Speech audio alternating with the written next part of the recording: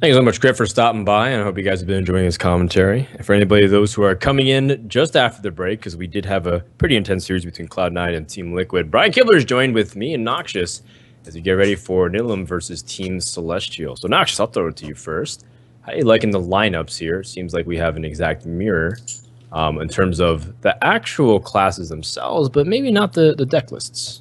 Yeah, I'm a little surprised we're not seeing any mages on either side. That's something I would have expected at least one team to pick up. Maybe RDU. Like, he's a very comfortable and proficient mage player. That's a class I would have pinned him on, maybe more so than maybe Right. giving. Then again, Titus as a druid is a good call. How about you, Kibler? Does anything jump out to you at all, whether it's characteristics of players in their usual classes or the lineups themselves? I will agree that it's a little surprising not to see Mage in either lineup. We've seen Freeze Mage in many teams' lineups, and we felt that it's one of the stronger decks, particularly against a lot of the aggressive decks that are out there.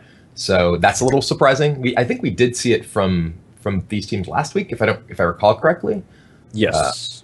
And the more surprising thing is that both teams also brought Paladin, which is one class that we've seen have a little bit of an underperformance so far in the league. Is it really as big of a liability as people are saying it, though? I know it's very anecdotal at this point. It's like, well, I've seen it fail. It must be bad.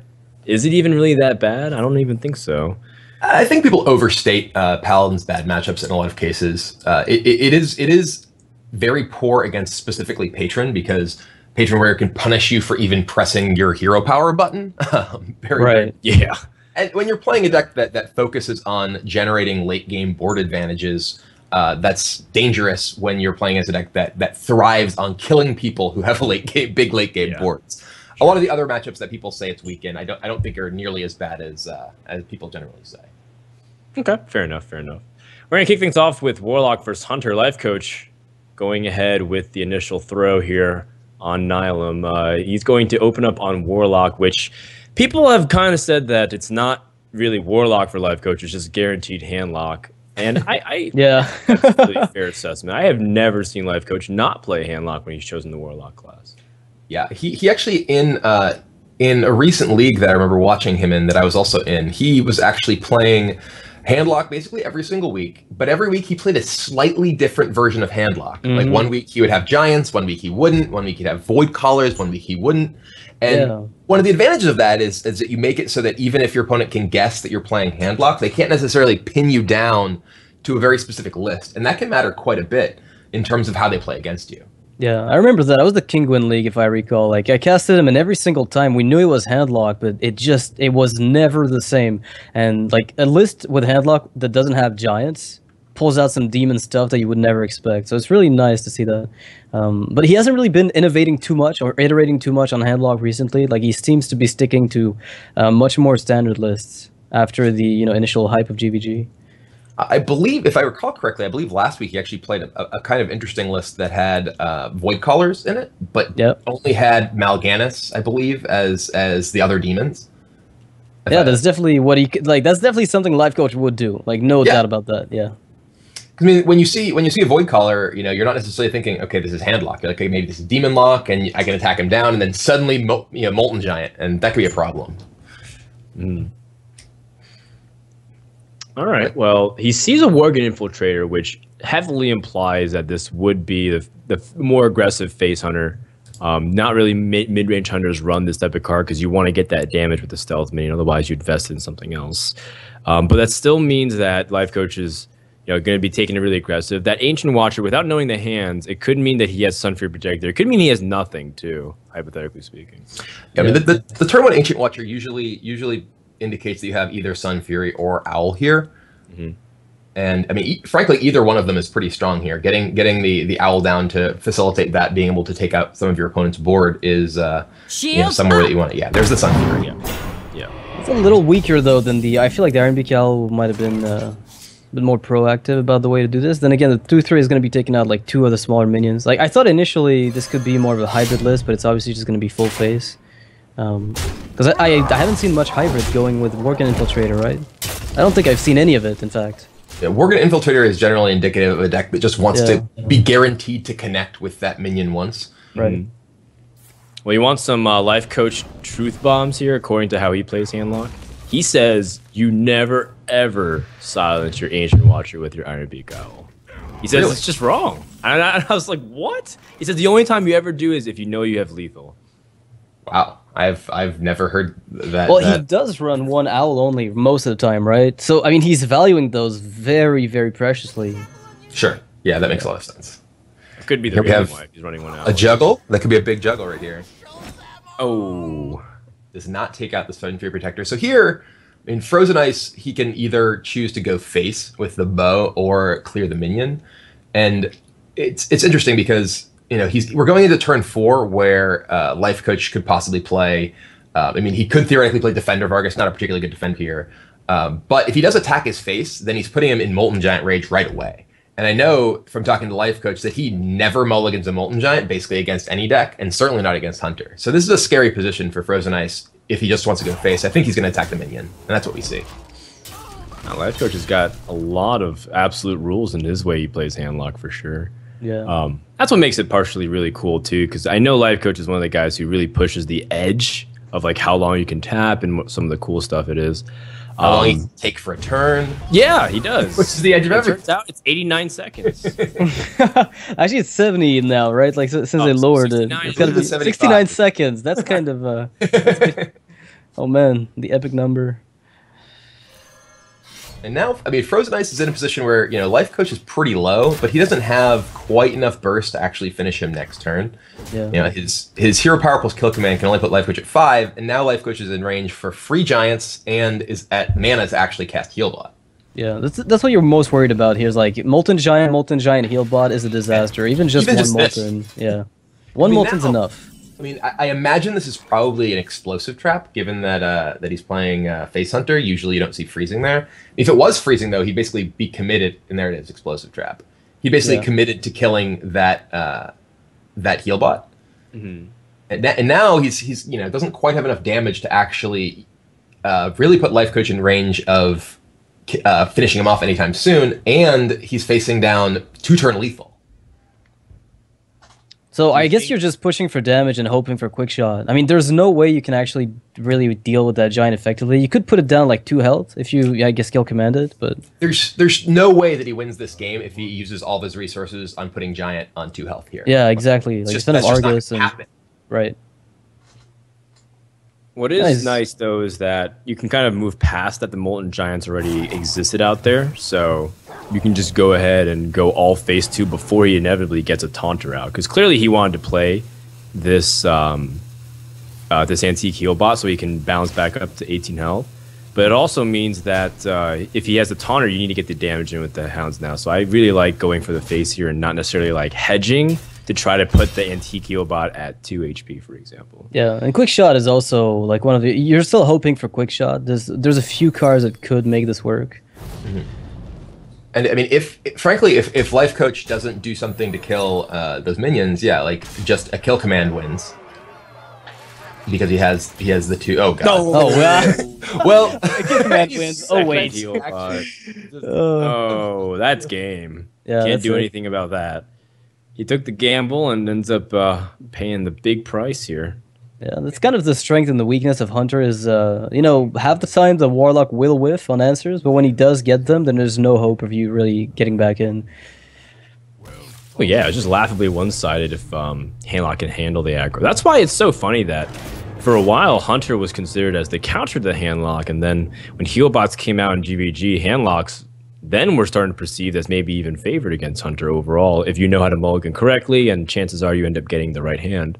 In that case, Life Coach came out to a very, very quick win. Like, what are the chances of getting a Molten Giant from a Warlock perspective? If you're, let's say, on the coin with 4 cards, you mulligan everything, you're like 9 total, it's like, what, 55-ish? Like, upwards of, like, 50% you plus? Open up the game around 40, a little bit under 45%, like being able to draw, and every single draw increases it by a little bit more, I think. All right. That is how math works. Yes, it is. Whoa, it increases. Do I pass? You have a better chance of getting one. Draw more. You'll get more cards. All right, well, now it's gotten to the point where you can pretty much just still throw out anything here, but It's kind of painful that that handlock got to squeeze away here because I feel like there's a lot of good decks nowadays that can still handle handlock really well. Like Frozen Ice as a rogue specialist, I think he would have been happy to face that. Druid against handlock's also been favoring the Druid a little bit, even the slower Paladin too. So I think this was definitely not an ideal way to start for Celestial. No, it makes you're right. It's interesting. Like I actually have found that I have more success against handlock with more like hybrid or mid-range type hunter decks than with strict face hunter, just because those decks have more tools to actually fight through and have repeated damage sources if your opponent does get something like a heal bot.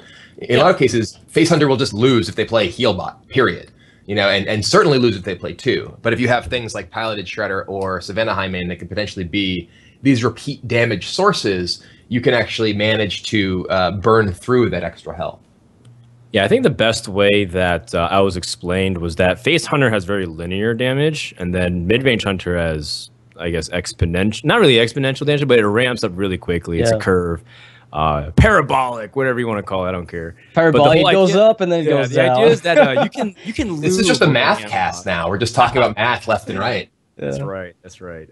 You can loom over your handlock player for a while, right? And then you just play things that will do big damage, like Houndmasters and Lothebs and Highmanes, but you don't have to press in just yet. And all of a sudden, it's an 18 damage kill the next turn. Yeah, being able to play around Molten Giants is something that that mid-range style hunter decks are capable of doing, while the face hunter decks, basically, they just have to throw their damage right at their opponent's face. Are you guys just trying to copy my expression now? That's what's happening, right? I can't do it, man. Look, a good casting team has to have synergy. And, yeah, exactly. It's like impersonation is the highest form of flash. Faceless manipulator, engage. Gotta work on that faceless impression. All right, so like onwards to like kind of the Warlock that Life Coach secured. I feel like, as you said, so many decks can handle it now that getting it out of the way so early is really good. And the fact that they've got information about the fact that it's a face hunter really gives them a lot of I mean, just that information alone is priceless. And that's probably why they went with face hunter first, because if it steals a game, then they can't really play that against you. They can't really use that information against you. But from now on, I mean, Nihilum is fully equipped. Yeah, that's one of the interesting things about the team format is the information that you actually gain from watching each of the decks in action, and the fact that your teammates can be watching the cast and actually getting information, even of cards that aren't played, is very relevant. It's like, okay, he's playing this deck. Oh, he has a Harrison Jones. He didn't play it, but now we know that he has this Harrison Jones for future matchups, and that's one of the things about the team dynamic that I think is actually really cool. Nice. How is Value Town as a team? You guys are more of a loose connection compared to some of the other tighter teams that might be out there, like Celestial, who all speak Chinese together and they all really plan. And even Crit was saying in the video that he wasn't predicting the free agent teams to do that well, but it seems like you guys have it together so far. Yeah, I mean, we've definitely worked pretty well together. None of us were particularly close before this. I mean, both Trump and Dog are players who I respect and whose streams I've tuned into many times. Long before we had this sort of Value Town association. But I mean, we've all worked together really well. One of the things that has worked especially well for us is that we actually all have particular strengths that we're able to lean on. Like Dog, for instance, plays more Rogue than maybe anyone in the world. Whereas, I have 2 ranked games of Rogue or whatever under my belt. I'm actually not even joking. I think that I literally have 2 ranked wins as Rogue on my account. Freeze Mage as well, right? I think Rogue plays a lot more Freeze Mage than you do. That's true, yeah. Dog plays Freeze Mage and Rogue, which we saw not this week, but the week before. And then Trump, has probably life tapped more than anyone in the world, except maybe Life Coach. Well, he probably has done it more than Life Coach just because he does it way faster than he does. Yeah, the life tap per hour count is higher.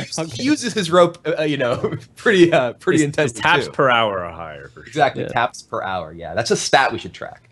Yeah, blowback. And Trump also plays quite a bit of warrior. He's pretty experienced patron, control warrior. Played both of those quite a bit, and those are decks that I haven't really played all that much myself. I focus more on play. No. Have we lost Kibler?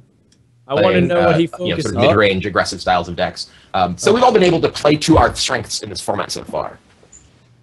Gotcha. Gotcha. Yep. Well, I think we're right now just waiting for our next player to set up, but I think that's really cool insight specifically because people weren't sure about how Valley Town would do, but it seems like you guys definitely are keeping it together, and I think that's part of the excitement too, because in a lot of ways, the free agents, they don't expect them to work together, so they're like, and they're not exactly favoring them compared to traditional units like Nihilum has live coach Tyson RDU. That's like a really strong cohesive unit, so it might even be more motivation for like Force and Boys and etc. to do better too. Yeah, I mean, Force and Boys are doing super well, right? Like they've won 2 weeks in a row, so that's right. Sadly, 2 weeks in a row. The first one, fine, they can have that. But. It's really close, really close there. That's right. I guess just checking in. I think we're just having setting up the next player here. I really like being able to toss out another player too and mixing it up. I don't really like getting the bench early, even though I know it truly doesn't matter in the big picture of things. I still would not be in favor of like sending Frozen Ice here. I think it's okay to have Silent Storm or Tiddler throw out a feeler deck here. Yeah, I mean, there's definitely some considerations as far as benching is concerned. Early on, I think it matters less because there's still a lot of options from your other teammates. But later on, there is a serious penalty if one of your players gets benched and the opponents have full information about what they can expect to play against. Yep, makes sense. Well, okay, looks like we're ready to go. Tiddler is going to be on Warrior, life coach on Warrior as well. I expect patron versus patron. Control would have the edge on this front, though. Actually, the game's been going on a little bit here. It seems like there was a lot of armor pass, so either one of them is playing Control or both patron with somewhat slowish ends. All right. It seems we're actually jumping into the game. Looks like it's like turn 3 here. Yeah. Yeah, one person used shield block. I think it's Tiddler, and it makes sense considering that he likes putting a shield block and one armor smith and using that split so that way he takes that hybrid approach, especially because sometimes you need a little bit of cycle through to the patron that people have been really saying recently. So I think it's okay. It worked for him in DreamHack certainly. And they're going to restart the game, it seems. All right, we're going to restart the game entirely based on the information we got. We missed a big portion of the game, so they really want to make sure we get everything. So they'll probably pick the same class, Warrior versus Warrior. No information was given away, aside maybe from the shield block, which I don't think is necessarily too meaningful. Yeah, actually, it's ambiguous enough that might make Live Coach reconsider what it is. Yeah. Actually, yeah, that might make him think that's Control Warrior, in which case, oh my god. But he can deduce that it's not Face Warrior. Yeah, I mean, everybody knows Face Warrior. I mean, the double left shield block in Face Warrior. You can't shield slam the face. Oh man, Death Wish. Remember that card? You ever played around with it? No, maybe you don't know Death Wish? Consume all your armor. Your hero gains +1 attack for each armor. Oh god. You've never played around with that? That was in the beta. I played in the the Hearthstone Alpha / beta. They had that card. Like, you lose all your armor, but it turns into attack. Yeah, and Armor Smith was a 2/3 though, so it was harder to get armor because it wouldn't last as long, so your AoE wasn't relevant, but you would one-shot people easily. Can Savagery hit the face? No, it used to be well, you know what it used to be, right? Like the 2-mana AoE, like you would just take your attack and deal that much. Like it was a Blade Flurry. Yeah, actually that's the crazy thing. Savage Roar was Blade Flurry for Druid. Yeah, and Bite was 6 attack instead of 4 attack, 4 armor. So you would bite and then Blade Flurry for 6 to everything, and then attack face with the remaining 6 because it didn't destroy your weapon. Yep. The inner game designer for Kibler is not inside a little. It's like, oh my god, how could they do that? But they fixed it. So I mean, it took a while. Initially, we were really afraid that Hearthstone would launch with those cards, but Blizzard caught onto all those. I mean, that's just sort of part of the process of TCG set design and development. Is you don't want to have cards that are all just safe. When you have a set that's full of cards that no one is worried might be a problem, then you just have cards that no one is particularly excited about playing with. So when there's cards that sort of jump out to people, it's like, oh my god, what can you do with this? Things like Emperor Thaurissan. Emperor Thaurissan is a card that when it first came out, people were like, oh my god, this is the craziest card ever. And now, however many months later, people still think it's pretty much the craziest card ever. But it's not necessarily completely broken. It's just something that enables all of these really cool things that wouldn't be possible otherwise. Yeah, I was really hoping for Nefarian to also continue to take off, or just in general dragons. But well, I think Nefarian's actually my favorite card, like from Blackrock Mountain. Yeah, I think that not only is it an awesome gigantic dragon, but it also creates all sorts of cool moments that you wouldn't otherwise see in a typical game of Hearthstone. The number of Jiraxes I have sacrificial pact when I'm playing various dragon decks is actually remarkable. And in particular, when you keep duplicating your Nefarians, eventually you find Sacrificial Pact. Yeah, that's good. That's pretty smart. That's pretty cool, yeah. I mean, I'm kind of liking this. I like where this is going. The deck creation of Hearthstone by Kibler. Basically, everybody puts a Nefarian, so no game will ever be the same. Well, that's from a sort of game design perspective, Hearthstone games, I actually think it's important that there are a lot of these random elements because so much of the game is actually static from game to game. Mm-hmm. The fact that each player has the same hero power, each player can mulligan and frequently have a very similar opening hand. Each player gets the same resources on the same turns. You need to have elements of randomness in order to break that up so the game doesn't play out super similarly from game to game. Yeah, I mean, it makes a lot of sense, I think. It's very insightful, Kibler. Be careful, man. It's almost like I might have worked in game design at some point. What is game design? How do you make a game? Okay, so you just smash all these pieces together. Like when you're a kid and you design your first game, like if you actually like making games, the game you make is so off. It only takes, like, once you look back on it, when you're much older, like, how could I ever think this was a good idea? Like, how all these OP elements that looked fun, like, this makes no sense at all. There's no equilibrium to it. That's not even just true of when you're a kid making games. It's true when you were a professional game designer and you look back at some of the first games you ever made, and you're like, wow, how did I ever think this is a good idea? Yeah. I mean, even if you look at the beginnings of Hearthstone too, like how they evolved from everything, or even just games in general, it's very interesting to hear developers talk about the beginning of how they design classes or how they design cards. There's like a lot of interesting facts that people really don't know too much about, that they eventually like balance numbers or it function differently, right? Like how would Illidan even be if they actually kept that card destruction mechanism, where you throw away your cards and draw more cards? That would have been really interesting to see, but maybe it would have been really enraging to see. So I'm really toxic for some decks, right? Like that hold on to cards and then they're forced to lose their answers. Like you're a druid player with a combo you rely on to win, and then they play that, they have nothing to lose, and then you lose your entire combo. It's the counter to Patron. They discard 10 cards, they draw 10 more, but they lose their frothing berserkers. There's a card in Magic that does that. It's so unplayed, but there was one deck where it was just the most fun thing to do. Windfall. Yeah. It was just so fun to play. Like that, those archetypes where you just manipulate hand size. Wait, what did Windfall do? Windfall is totally busted. Yeah. Yeah? Oh yeah. You still have to tell me what it does. Because it could just be used as a massive card draw mechanism. The way that it worked was actually both players discard their hands and draw equal to the number of cards that the highest player had. Yep. So you can actually just empty your hand. Your opponent still has 7 cards. Play Windfall. Suddenly you have 7 cards again. Yeah, but your graveyard might be relevant where theirs is not as much. So you kind of break their game plan and you rebuild yours, and it's kind of a crazy card basically. Yeah. It was really fun. Yeah. That sounds really cool. All right, looks like we're getting to the game again, or at least Life Coach is staring at Tiddler intently with that rope. Yeah, he's waiting for the rope to finish burning before he starts the game. Ah, I see how it is. Kind of that's why we're taking a while to get into Life Coach's game. Unfortunately, that rope will never doesn't burn. Yeah, it looks like it. It might look like it on your screen, but it's never going to actually finish burning. But maybe it's just burning really, really slowly. # deep. That's right. That's right. Also a shout out to our art person. I know a lot of people are asking about it. It's part of like the feature of the Archon team. Like, Kibler, are you happy with your art that was commissioned? I think it's hilarious. I think it's great.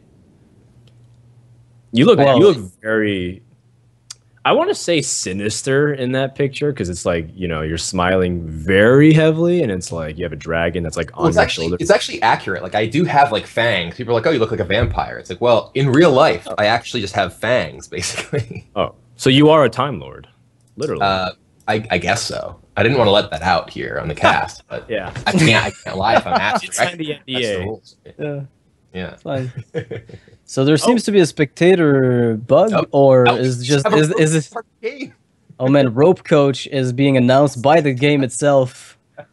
I think The this is innkeeper just does it. I think this is like the special microtransaction that you can pay for the life coach entry to a game. Yeah. The rope burns down, the game starts. Like Medivh has, you know, the crows that appear, and Life Coach just has Yeah. the rope that burns, and then he appears in the game. Yeah. Yeah, explodes. Oh yeah, yeah, yeah.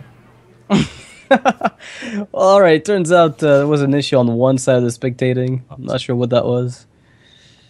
This is Tiddler's hand.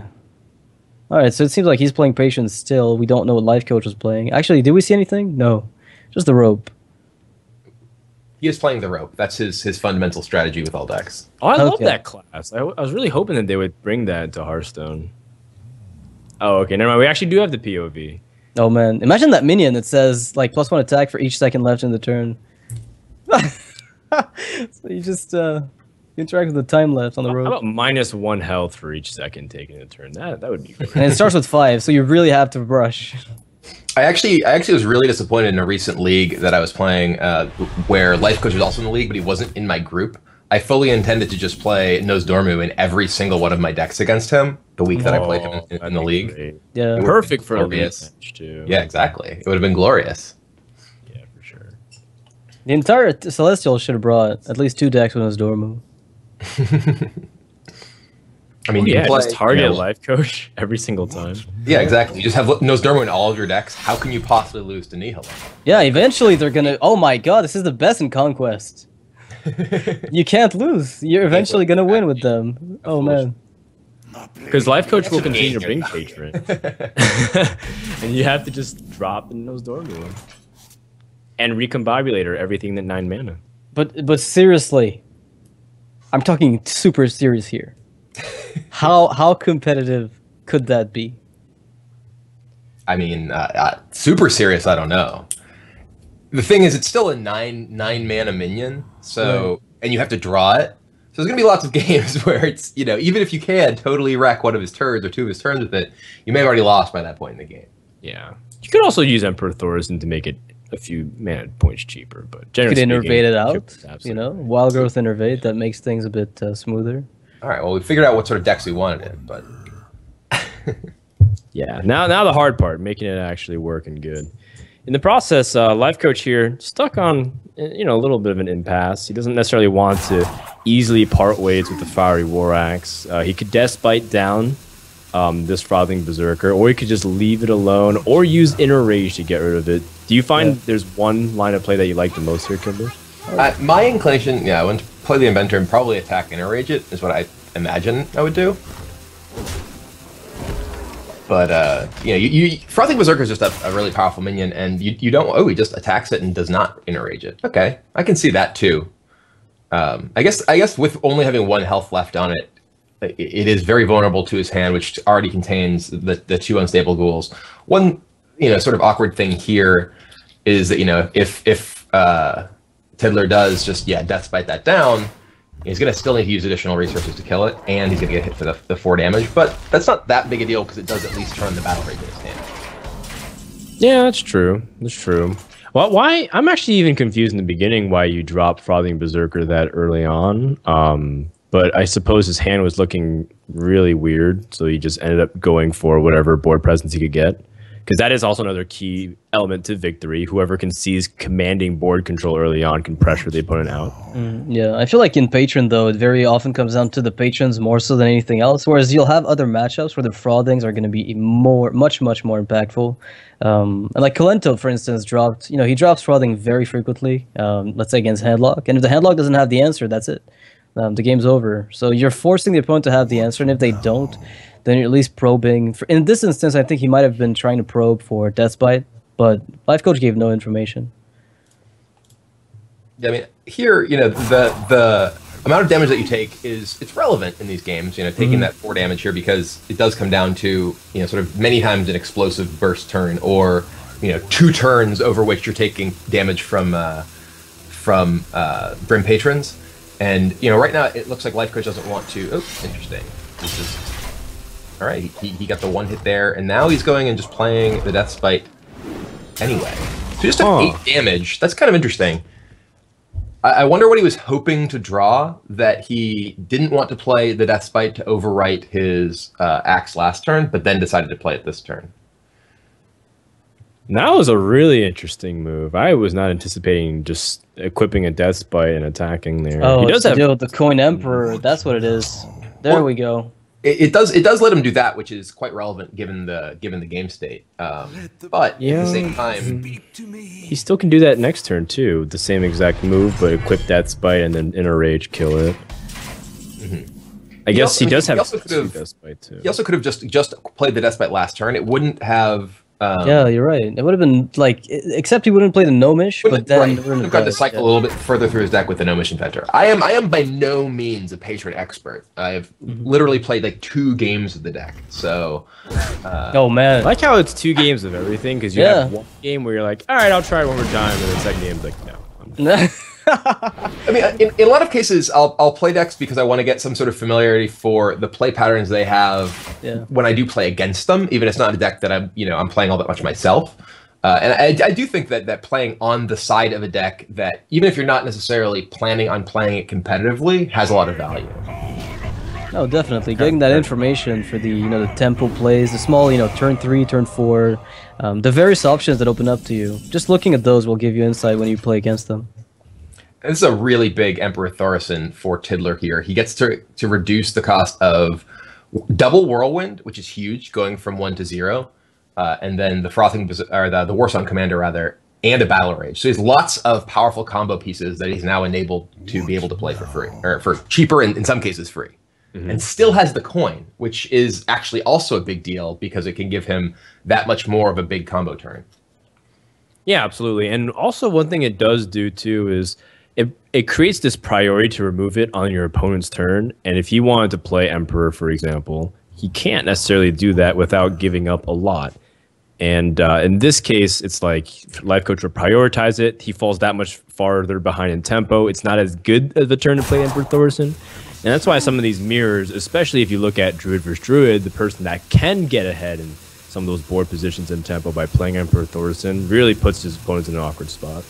I mean, Life Coach has no good answer to Emperor here. I mean, he can use multiple resources to deal with it. Like, here he has to Inner Rage Whirlwind to kill. He wants to get that Emperor, and then plays his own, which is okay. Yeah, but he just used a lot of resources, and now doesn't really have nearly as many of the valuable things in his hand to be able to enable. He does still have the Warsong plus Frothing Berserker. Oh dear. Oh my goodness. Not to mention that he can answer the Emperor right now and actually, be able I think to build. that's game. I think. Yeah, goodbye. Yeah, that's it. Yeah, it's 6 times 3 plus the weapon. That's it. That's. He could actually just attack face, right? Yeah, it's over. Oh wait, 4. Wait, what? He attacks face. He's at 17, and then he gets another patron. 6 patrons. Whirlwinds gets 2 more patrons.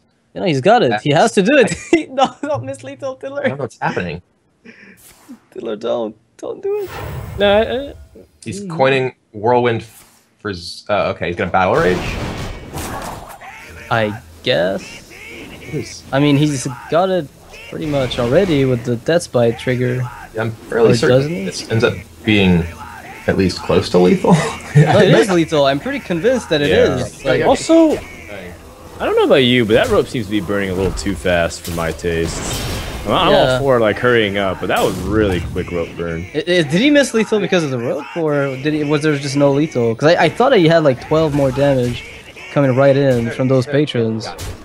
Oh wow! It's a 3/3 that didn't attack. Yeah, there's a 3/3 my that God. ended up not going. Oh wow!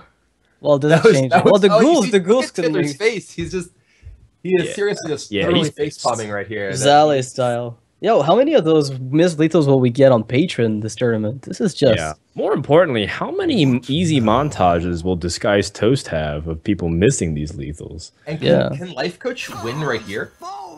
I mean, he has Warsong, Frothing, Double, and you've got a point, actually. You have a point, but there's no... I actually think this game might just be over now.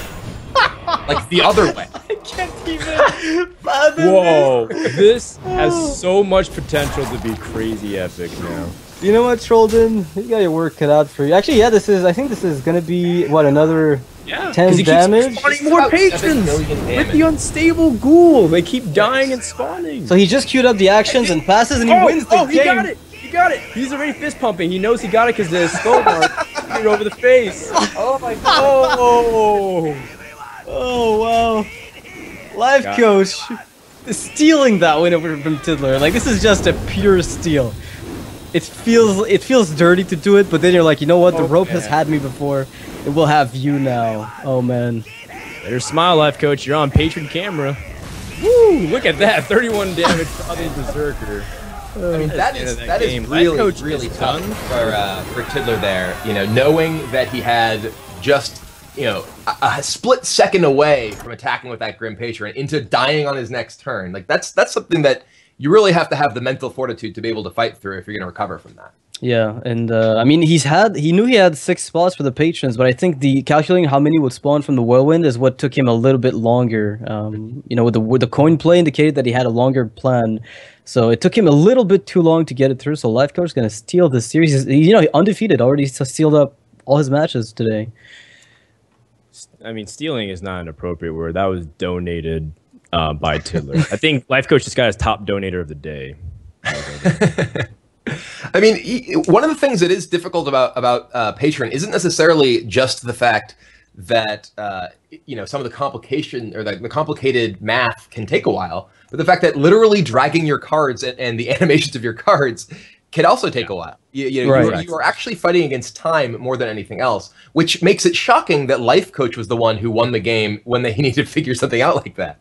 Yeah, I mean, he just He's went the one who immediately. takes his time, and Tiddler was the one who didn't quite make it in time to win. Yeah, and he fed his opponents all the patrons necessary for the win, which otherwise would have been nigh impossible, if not, you know, just actually basically impossible. Like, he gave them the lethal, literally. I mean, if there weren't 6 minions or whatever on the side of his board, you know, there's no way Life Coach is able to kill him. Every single minion represents so much more damage. Yeah, this is like my game of the day, I think. Like, so far, this has to be the most unexpected outcome of all the matches we've had today. Sure. Like, by far. It's the fact that we weren't entirely sure, and if he would end up missing lethal, then it's like, oh well, you know, it didn't matter that Tiddler was not able to finish out that turn, but being able to kill him and then overkill him by a little bit too. It was like 31 damage over 25, so good stuff. Life Coach is also done. There's no more games that he has to play, so he can go, you know, rest easy and just take it easy and just like help his teammates coach through, maybe even help do some scouting. But Tiddler and Frozen Ice has dropped their first games. Now it's just up to Tyson RDU. Yeah, and there's a Face Hunter in the lineup too. They've got the info. Yeah, I mean, from Life Coach's position here, you know, while there might be some incentive to be like, oh, I'm done. See you later, guys. You know, you're trying to be a good teammate here. You want to, you know, try and feed your teammates as much information as possible. You know, like yesterday, for instance, I was done after I think our 3rd match and ended up, you know, trying to gather as much information about the cards in our opponent's deck as possible and be able to, you know, try to advise Trump and Dog on, you know, what I think they should be playing around, what sort of matchups we should be looking to queue into and things like that. Yeah, makes sense. I mean, he's not done yet, basically, what you're saying. He's going to just go back, stick around, and... I mean, it's a team match, you know? Yeah, you win and lose as a team. So, you know, regardless of what your personal record is, you know, have to rely on the rest of your team winning in order to actually, you know, get out of the match as a winner. So you're invested in it, and you know it's important for your teammates just sort of mentally to recognize that you have, you know, their backs, that you're supporting them, you know, even when they might be struggling. Yeah, let's hope RDU here isn't feeling like the pressure's on him again, because yesterday, again, you know, he was supported by his teammates, but he said openly that he felt like the pressure was really heavy as a result of taking, I think, 4 of the losses that happened before they ended up winning the entire matches. So RDU, if he's feeling all right today, this is probably going to play a little bit more lighthearted. I mean, your mental state in this kind of thing is very important, especially considering, you know, you have very little time, especially in matches like Patron, to necessarily make all of the correct decisions. And if you're distracted by, oh, I really need to win this game, rather than just thinking about things turn by turn, you know, it can definitely impact your actual play. And, you know, you need to really try to keep things together regardless of how poorly previous matches may have gone. Yeah. Yeah. I wonder, though, if Tiddler's gonna, you know, go back in with Patient Warrior again, because it seems like it's an all-right deck to face off against the rest of the lineup. And that's exactly what happens. Tiddler queuing up with Warrior into Tice's Rogue. Well, that's maybe a little less good. Yeah, the Rogue seems that it has ways to be able to deal with a lot of the Warrior's annoyances. But the one thing that Rogue sometimes allows Warrior to do is that if Rogue doesn't draw really aggressively and keeps up the ammo through sprint, then it just gives a lot of time for the opponent to recover, right? Where you're just being able to play one card at a time, Warrior deal with it, and then you don't really have anything to end the game, and they just completely burst you out. Mm. I mean, as a Warrior, what you're really looking to do is contain the Rogue's early minions. Like your weapons are by far the most important thing here. Fiery War Axe and Death Spite, so that they're not able to just get continuous pressure on you. As a Rogue, I think what you're looking for, generally speaking, are your sticky minions. Things like Piloted Shredder are really strong in this matchup because they aren't just able to be removed by the Warrior's best cards against you.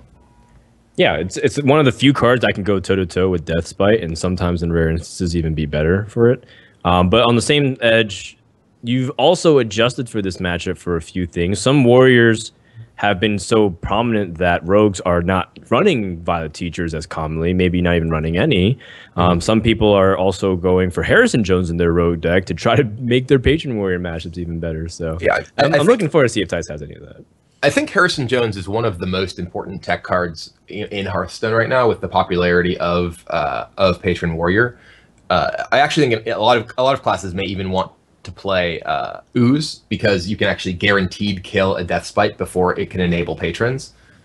Whereas, sometimes if your opponent's on the coin, or rather if you're on the coin, you don't necessarily have you have to use the coin specifically for Harrison Jones in order to remove your opponent's Death Bite on time. Yeah. Whereas you can always do that if you have an Ooze as well.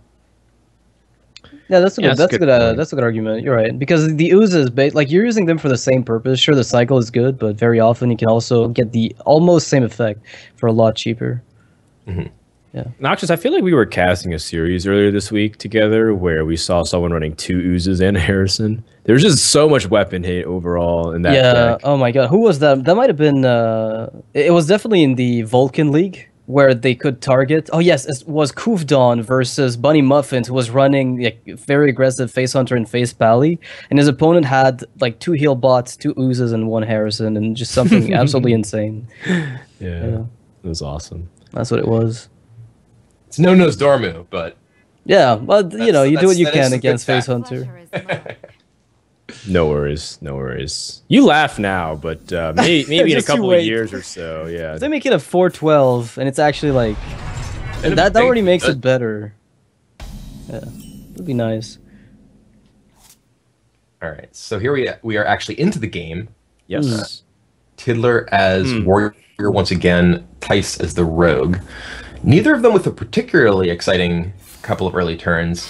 Tiddler does have a very good opening hand, though. The Acolyte of Pain, Frothing, and Death Spite, along with Battle Rage, let him really piece together all the tools he needs, and he's not really facing down any aggression from the Rogue side. Yeah, I think the key is really being able for the Warrior to cycle through, like you mentioned. The pressure early on is almost non-existent because Rogue has such good efficient removal and ways to even tempo you if you try to make something significant.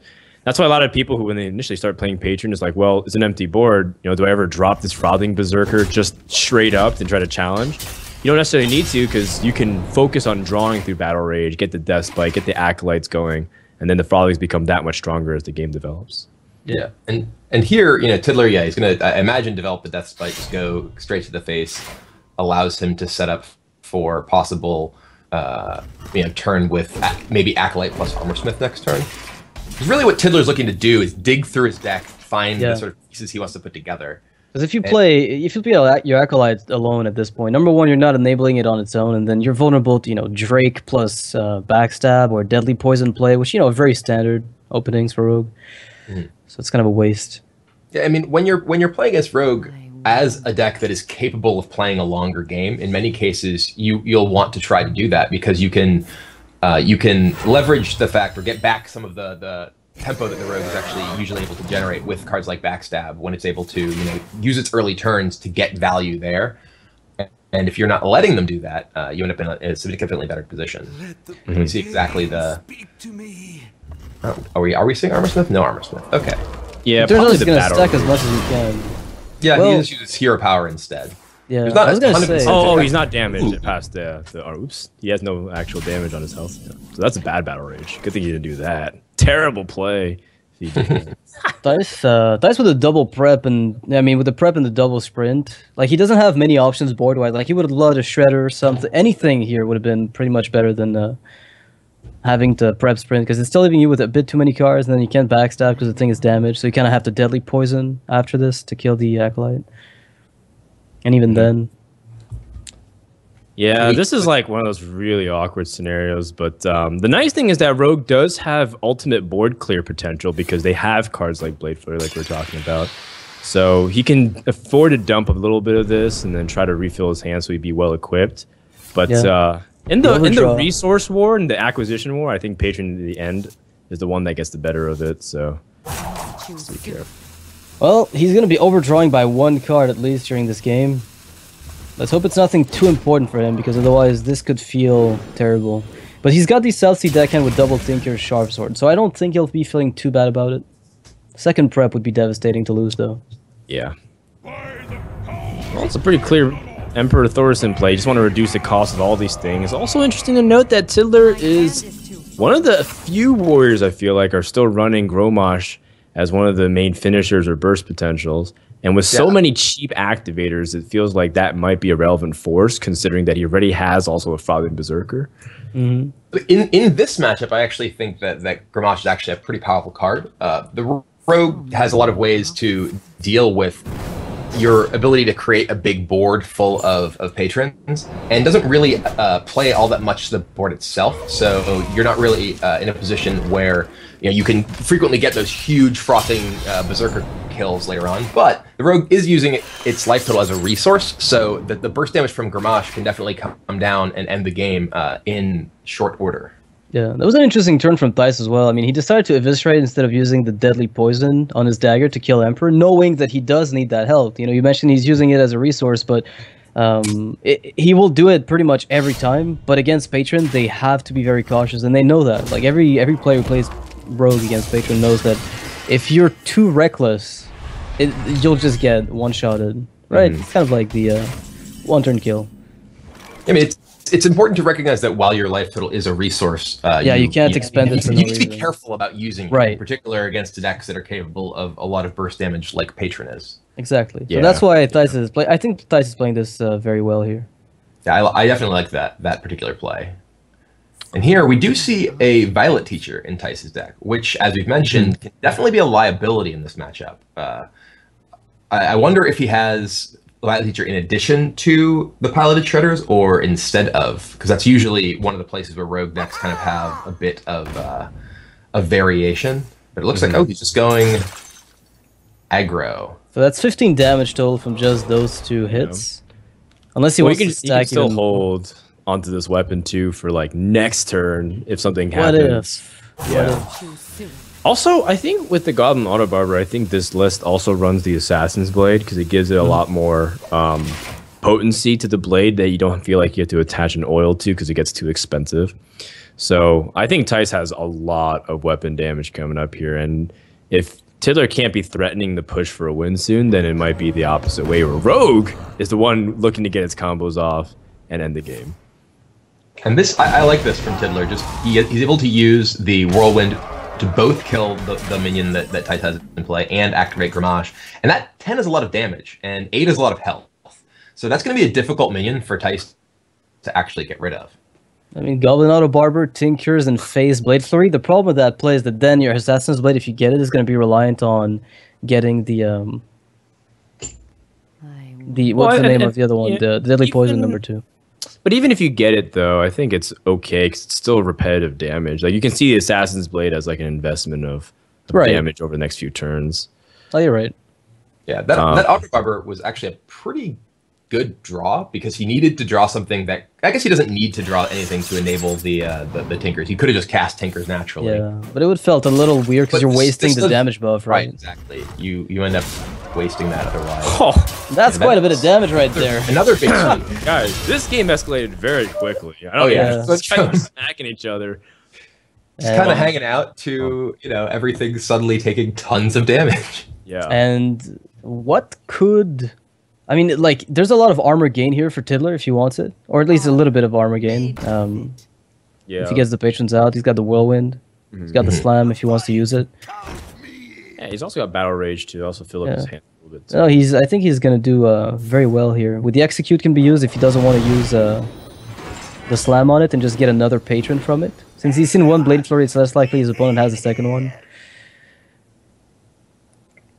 Slam will be really useful for inevitable drops like Azure Drakes and Violet Teachers if he can't answer this turn. Ooh, man, it's looking... Even though the Rogue got a huge combo off, it's still looking a little bit tough for it to come back from this position. It's looking grim. Well, the problem was he needed to use Blade Flurry there in order to remove just one minion. He didn't actually use the Blade Flurry to remove the big board. And that's what he really needs it for. Yes. And that's why, as I was saying, I think that Grommash is really powerful in this matchup specifically, because normally the Rogue's answer to a big minion is Sap. And well, Grommash is not a particularly good minion to Sap because he just comes right back down and does 10 damage. Yeah, or even game-ending damage because you're at 15. He had a Fiery War Axe. If he had an Inner Rage, or if he had a cool Taskmaster that was reduced in cost, that was the game. So Certainly. It's and Tice having to use a full 7-mana sprint here is just feels so disastrous. But he doesn't really have any other plays. I mean, he could potentially, play Violet Teacher, but that's terrible into a Grim Patron. His backstab can only currently target Grim Patron. He had a Violet Teacher Sap Eviscerate play. He needs to pick up another Flurry, right? That's basically his best out, is finding another Blade Flurry. He has to dig to Flurry, but right now he even needs to dig to Flurry and a way to boost the damage. He has Azure Drake, but that only boosts it by 1. I'd have to use Assassin's Blade on the Flurry right away, which is... With this War Song? Oh yeah, with the War Song, I think it might be. Yeah, with the Cruel Task. Oh, I think so, because you can Cruel Task and Slam. War Song, Frothing, Slam, Cruel. Yeah, that should be it. It's a million damage, so I hope that kills someone. That's, Warrior! Dealing a million damage since 1921. So my question is... 1921? Specifically, yes. What happened in 1921? Our economy collapsed. What happened? What? The Hearthstone Alpha was a long time ago. Yeah, it started off like a long time. Druids were OP back then, man. Well, good job there. She does get a win with the Patron Warrior. All right, just marking it down here. So that's the first win here for Team Celestial, which is good. And if Tiddler lost, then he would have been benched, which is still not the end of the world, but very inconvenient if your opponent's up 3-0 over you. I mean, I do think that's also a big win for Tiddler after his miscalculation in the previous game. Coming out of that kind of situation, a win definitely helps a lot to get you sort of back in the right mental state. Right, just the focus, yeah. So we'll see. I wonder if he's going to be queuing up his next deck into this, because he can now, as he's not benched, or if Silent Storm is going to come out. Maybe he hasn't played a single game yet. We've seen Frozen Ice's Hunter. Tiddler's Warrior's already locked up, so maybe Silent Storm will come out with his own deck. Yeah, I don't know. I think RDU might be gravitating towards the aggressive Paladin, but that's what he did the last week. So perhaps he doesn't want to bring in, he's going to mix it up. But last week, RDU brought the aggressive Paladin versus Silent Storm isn't really the aggressive deck type of player. He really likes doing the mid-range control style stuff. For better or for worse, sometimes he creates really weird decks. I think one of the coolest things that I saw Silent Storm recently do was put Toshli into Druids and really try to use the spare parts accordingly to help him. Not to mention that it was like really effective body as 5/7 was difficult for any class to remove. And that was like a small thing that he tries to always do with all of his decks, just really find those flexible spots and put his own flavor and twist on it. Yeah, I mean, I think there's an argument to be made for Toshli just as a straight-up body. Like, it's no Bolter Fist Ogre, but you get the upside that comes with it, and that's always something to consider. I know for a while it was actually pretty okay if you were facing off against a lot of Tempo Mage when they were running counterspells all the time. So that was pretty fun. We'll just get a spare part and waste it. I actually really liked Toshli and was playing it a lot right when it came out. I was playing it in Priest with both the fact that you get a spare part for Wild Pyromancer, as well as you just have a 7 health minion that you can heal that can go toe to toe specifically with Savannah Highmane.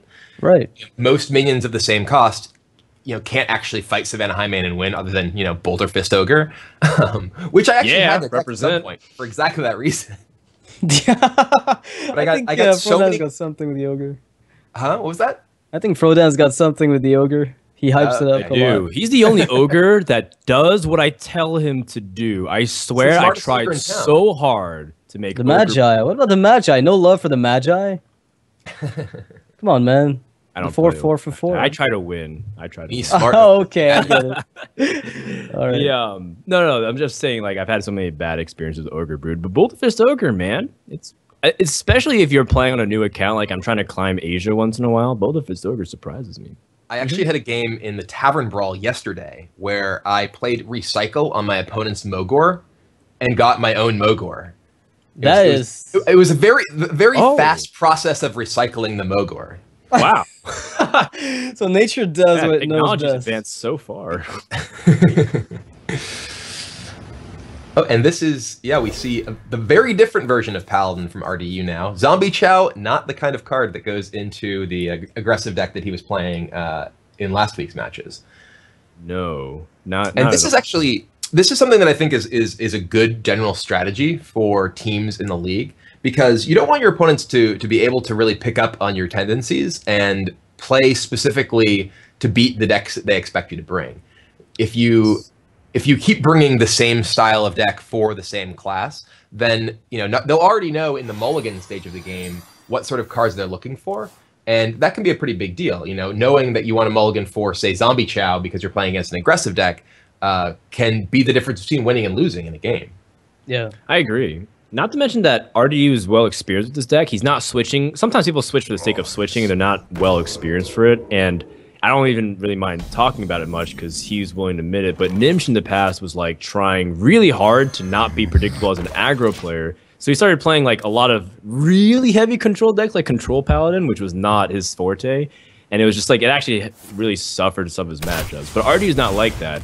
Even though he's been playing a lot of aggro recently, if you recall some of the tournaments that he won last summer, he was playing things like Hail the Zod, super control heavy Paladin. So he's very versatile in some of his play styles, which also makes it even much more threatening when you bring that to a team dynamic, because they can be capable of playing any type of deck.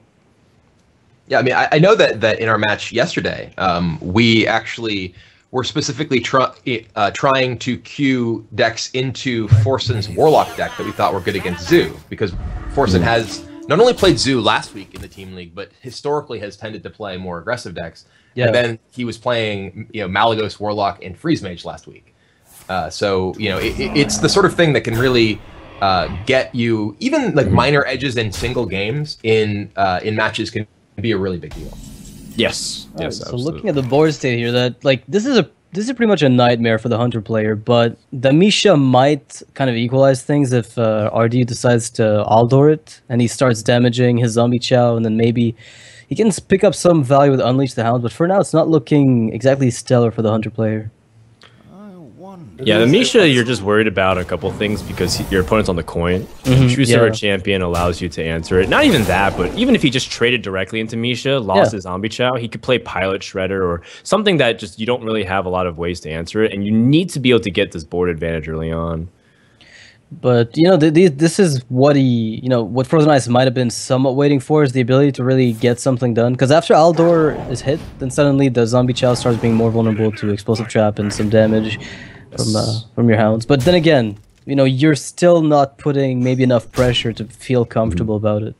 Is he gonna try to play around Consecration? I mean, we know that RDU doesn't have it, but Frozen Ice could hedge his bets by picking off, say, the Aldor Peacekeeper, because it's the 3 health minion, and that way everything that trades in is a little bit awkward. I think with Juggle Unleash in your hand, you just want to go face. Yeah, that's what I'm thinking too. It's like, you just go face, he'll make the trades. If he consects, you just get another wave of hounds, and you hope that he doesn't pick up, let's say, a Sludge Belcher without your Owl, and you just kind of try to go for it. Make a run for the win. Yeah, I mean, and he does go to face, which I definitely like. You like the face? You like going face, don't you? Oh, I like going face. That's Okay. kind of, yeah, that's my style. Face has taunt. It does. That's not too bad. Lets him get a knife with the possible card draw follow up if he wants. It's kind of overextending into another unleash, but Yeah, what's also really interesting is I wonder if there's any hesitation from Frozen Ice to make RDU not think that he has the second Unleash the Hounds. I mean, you're already not pegging them on it by, but in general, like, you're trying to make him think he has certain options, because now RDU is going to want to trade stuff, generally speaking, to make sure to reduce the normal minions on board, but he also wants to make sure to keep it as much high value, right? So because things like the mini bot doesn't trade into a 2-attack minion, it's another Unleash the Hound dog that comes out. Oh man, RDU is not going to be happy to see this at all. Oof. Where these juggles go. This has to hurt. Well, there's still hope in the top of the deck in the consecration. That's why I thought he was going to play the Acolyte, just to get the card draw, but nope. We'll see where it goes from here. Ah. That's good, actually, right? It's okay. I mean, you're weak to Owl, so you don't feel too comfortable with it. You're also weak to a weapon and quick shot.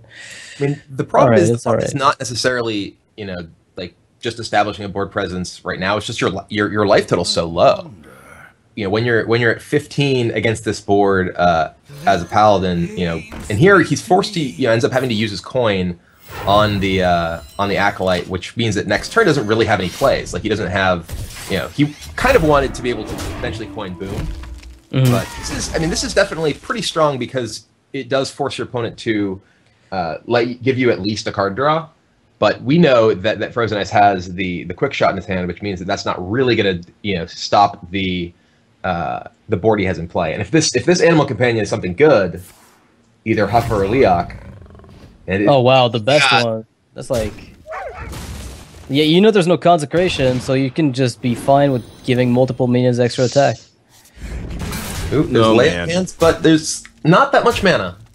Yeah, to say the least. Yeah, he needs to pick up like constant. Wow, this is just a complete blowout. Oh yeah, RDU's just dead. He's just dead. Started really, really badly for the Hunter player, but then RDU with the Outdoor Peacekeeper play on Misha, like lowering the health of his minions, and then Frozen Ice had the double Unleash and picked up the Juggler. That was pretty much exactly what he wanted to see. Well, I mean, Unleash the Hounds is one of the best cards against Paladin, for much the same reason that Patron ends up preying on Paladin sort of in the late game, because Paladin is so much about establishing this board presence that in order to defend itself, it needs to play out minions, and that can very easily get punished, as we saw right there, with Unleash, and certainly with Juggler Unleash. Yeah, I think that Knife Juggler might have been the card that pushed it over the edge for the Hunter player. Well, just in general, the fact that Paladin had no play, like, Hunter will generally have plays because it curves out really aggressively. So if it was a Knife Juggler, it might have been, another weapon pushing face, or it could have been a charger pushing face. And there's just nothing that Paladin can do if you have a quality and all your late game cards. It's rather unlucky if you think about it, that RDU has maybe 4 or 5 cards that are 6 mana and above, and he drew like 3 of them. So it's just like really awkward when that happens. But he also had Zombie Chow early on, and he couldn't capitalize. So he got some of the good, he got some of the bad, and ended up being a lot. The curve of Chow into Minibot into Aldor into Juggler is pretty strong. Yes. It's difficult to ask for a much better opening hand as a Paladin. But without the actual ways to clear the board like Consecration, without ways to restore your health like Healbot, is it's a pretty big deal. Yeah, you really need those to be able to stay in the mid game. Well, series is tied, guys, 2-2.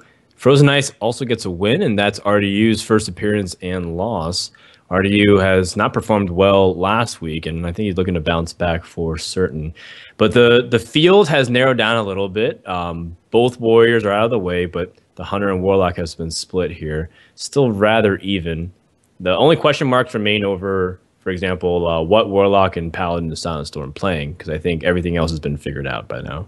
Yeah, and I mean, Celestial must be really happy that they got the win with their Face Hunter, because again, the more information you have about that deck, just knowing that it is what it is, your mulligan changes a lot, right? So having sealed the win, even though the start from the Paladin seemed really strong, that's going to give you, I mean, you're back on equal field, because even if you had lost this game with another deck, or won this game with another deck, you would have still been behind as far as information. I mean, the classes that have significantly different styles that they can play, specifically Warlock is the most sort of diverse in terms of the what you want against different versions of Warlock. Being able to conceal that information until later seems quite valuable. The fact that no one at this point going against Silent Storm knows, okay, do I want to mulligan against Zoo? Do I want to mulligan against Handlock? Do I want to mulligan against Demon Lock or against Malagos? There's just so many different styles you can actually present. And getting to the later rounds without having to reveal that information has a lot of value. Yeah, That's and you can pin him, like you can make educated guesses about what they're going to be playing, but that means nothing, right? In a team league where they might have discussed things over, maybe he'll be willing to go out of his comfort zone, play a deck that he doesn't usually play, have some practice partners to really get some experience in if necessary. And Silent Storm's already a very versatile player anyway. I think it just becomes increasingly more punishing the later you find out into the stage of what deck it is. But we'll cross that bridge when we get there. In the process, we have Druid versus Rogue coming out here. Druid being one of the iconic classes for Tice for a long time. He's utilized his class to have some of his tournament wins as well as his high placings. Even his ridiculous King of the Hill reign when he beat like 11 or 10 people in a row, which includes some of the best players in the world there. Tice has been very experienced with this class.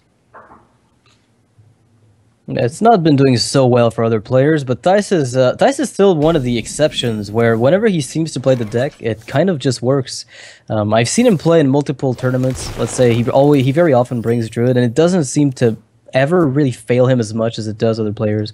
He does get the unfortunate losses. It happens to everyone when you don't get the wild growth, innervate, and the opponent does in a mirror match.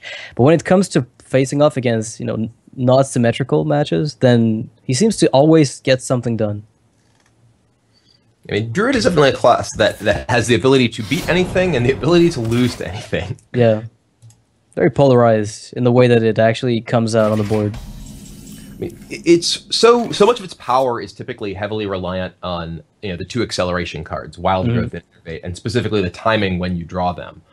If you're drawing Wild Growth turn 2, Innervate turn 3.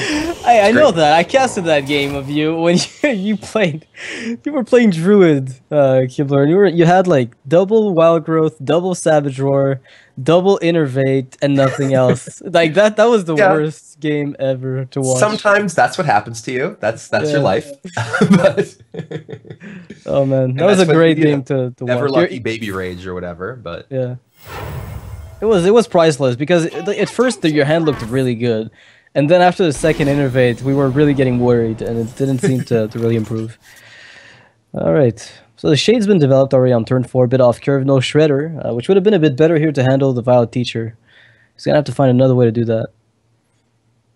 I mean, he does have the swipe in his hand, which makes Violet Teacher much less scary than it otherwise might be. Yeah, and in particular, he has swipe and Wrath, so when he gets to 6 mana next turn, if he does just leave this Violet Teacher here, he does have the option of just clearing it with Violet Teacher and cycling Wrath. So do you just play, say, Druid of the Claw in taunt mode and let him sap it or backstab Eviscerate, use some resources, and then you can just hero power down and swipe the Violet Teacher? Yeah, I like just bearing up here. I think that seems like your best option. Yeah. I mean, none of the other options are really particularly appealing. You don't want to, you don't want to have an incredibly inefficient turn by just cycling Wrath and Violet Teacher now, or just hero power now. Is there any like subtle thing that you want Violet Teacher to build minions so you can get actual value off mind control tech? Or probably not. I think you still want to deal with Violet Teacher as the threat itself. Because the thing is, if Violet Teacher is building up minions and you play mind control tech, the most likely thing you get is a 1/1 student, and that's if you're giving your opponent a lot of time and playing your resources inefficiently to get something so low impact, especially against Rogue, who just has Dagger and Fan of Knives, just doesn't seem worth it. Yep, I can see that for sure. Oh. Yeah, you can't even play MC Tech anyway.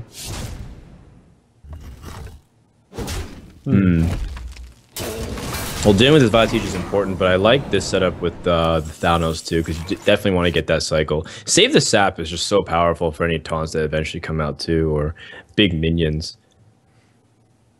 Yeah, I mean, Sap, he doesn't necessarily know. Frozen doesn't necessarily know if Tice is playing a version that is, maybe more big minion heavy. We have seen some players, the deck that I used this week, with Ancient of War, which if you use your Saps on some of the sort of early or mid game minions, can definitely punish you for that. Yeah, you can kill Lothebs. I think Lotheb is one of the main targets by the Ancient War, actually, that you mentioned. I've seen a few players incorporate this in their list, and it's mostly able to snipe those Lothebs that otherwise try to come out and really negate your turns 6 and 7. That's one thing I really like about it. I mean, I think in general the metagame is pretty aggressive right now, and Ancient of War is a pretty powerful card against a lot of those aggressive decks. Even over, I mean, our deck lists are going to be posted, soon. And so, I mean, I didn't even have Dr. Boom in my deck. I just had the Ancient of Wars because they're able to stop the aggression far more effectively than Dr. Boom can. Yeah, it's a good proactive card, but as far as reacting to stuff, not so good. At least not very often. If it's an even field, you might be able to push it back, but if you're already behind, it does absolutely nothing. Well, speaking of the devil, speaking of the good doctor, that is perfect, actually. Is it? Kind of. Yeah, almost as good as it gets. Yeah, because you don't really get to sap this. Like, I think Dr. Boom and Rag are the two prime examples. Maybe with Emperor now, where you really don't want to sap them as an answer. The oil. I mean, anything that has an immediate game impact, sap is much less attractive against. I mean, just like we saw in the previous game, where sap was certainly not a good answer to the Gramash against the warrior. No, it almost led to certain death.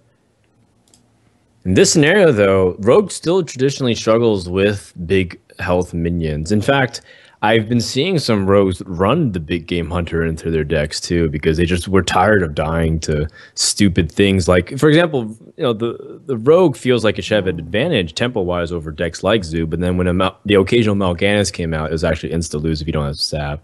So they started running things like big game hunter and whatnot to deal with really big threats. Not to mention that they sometimes do get this position where they're behind on board and Dr. Boom's out.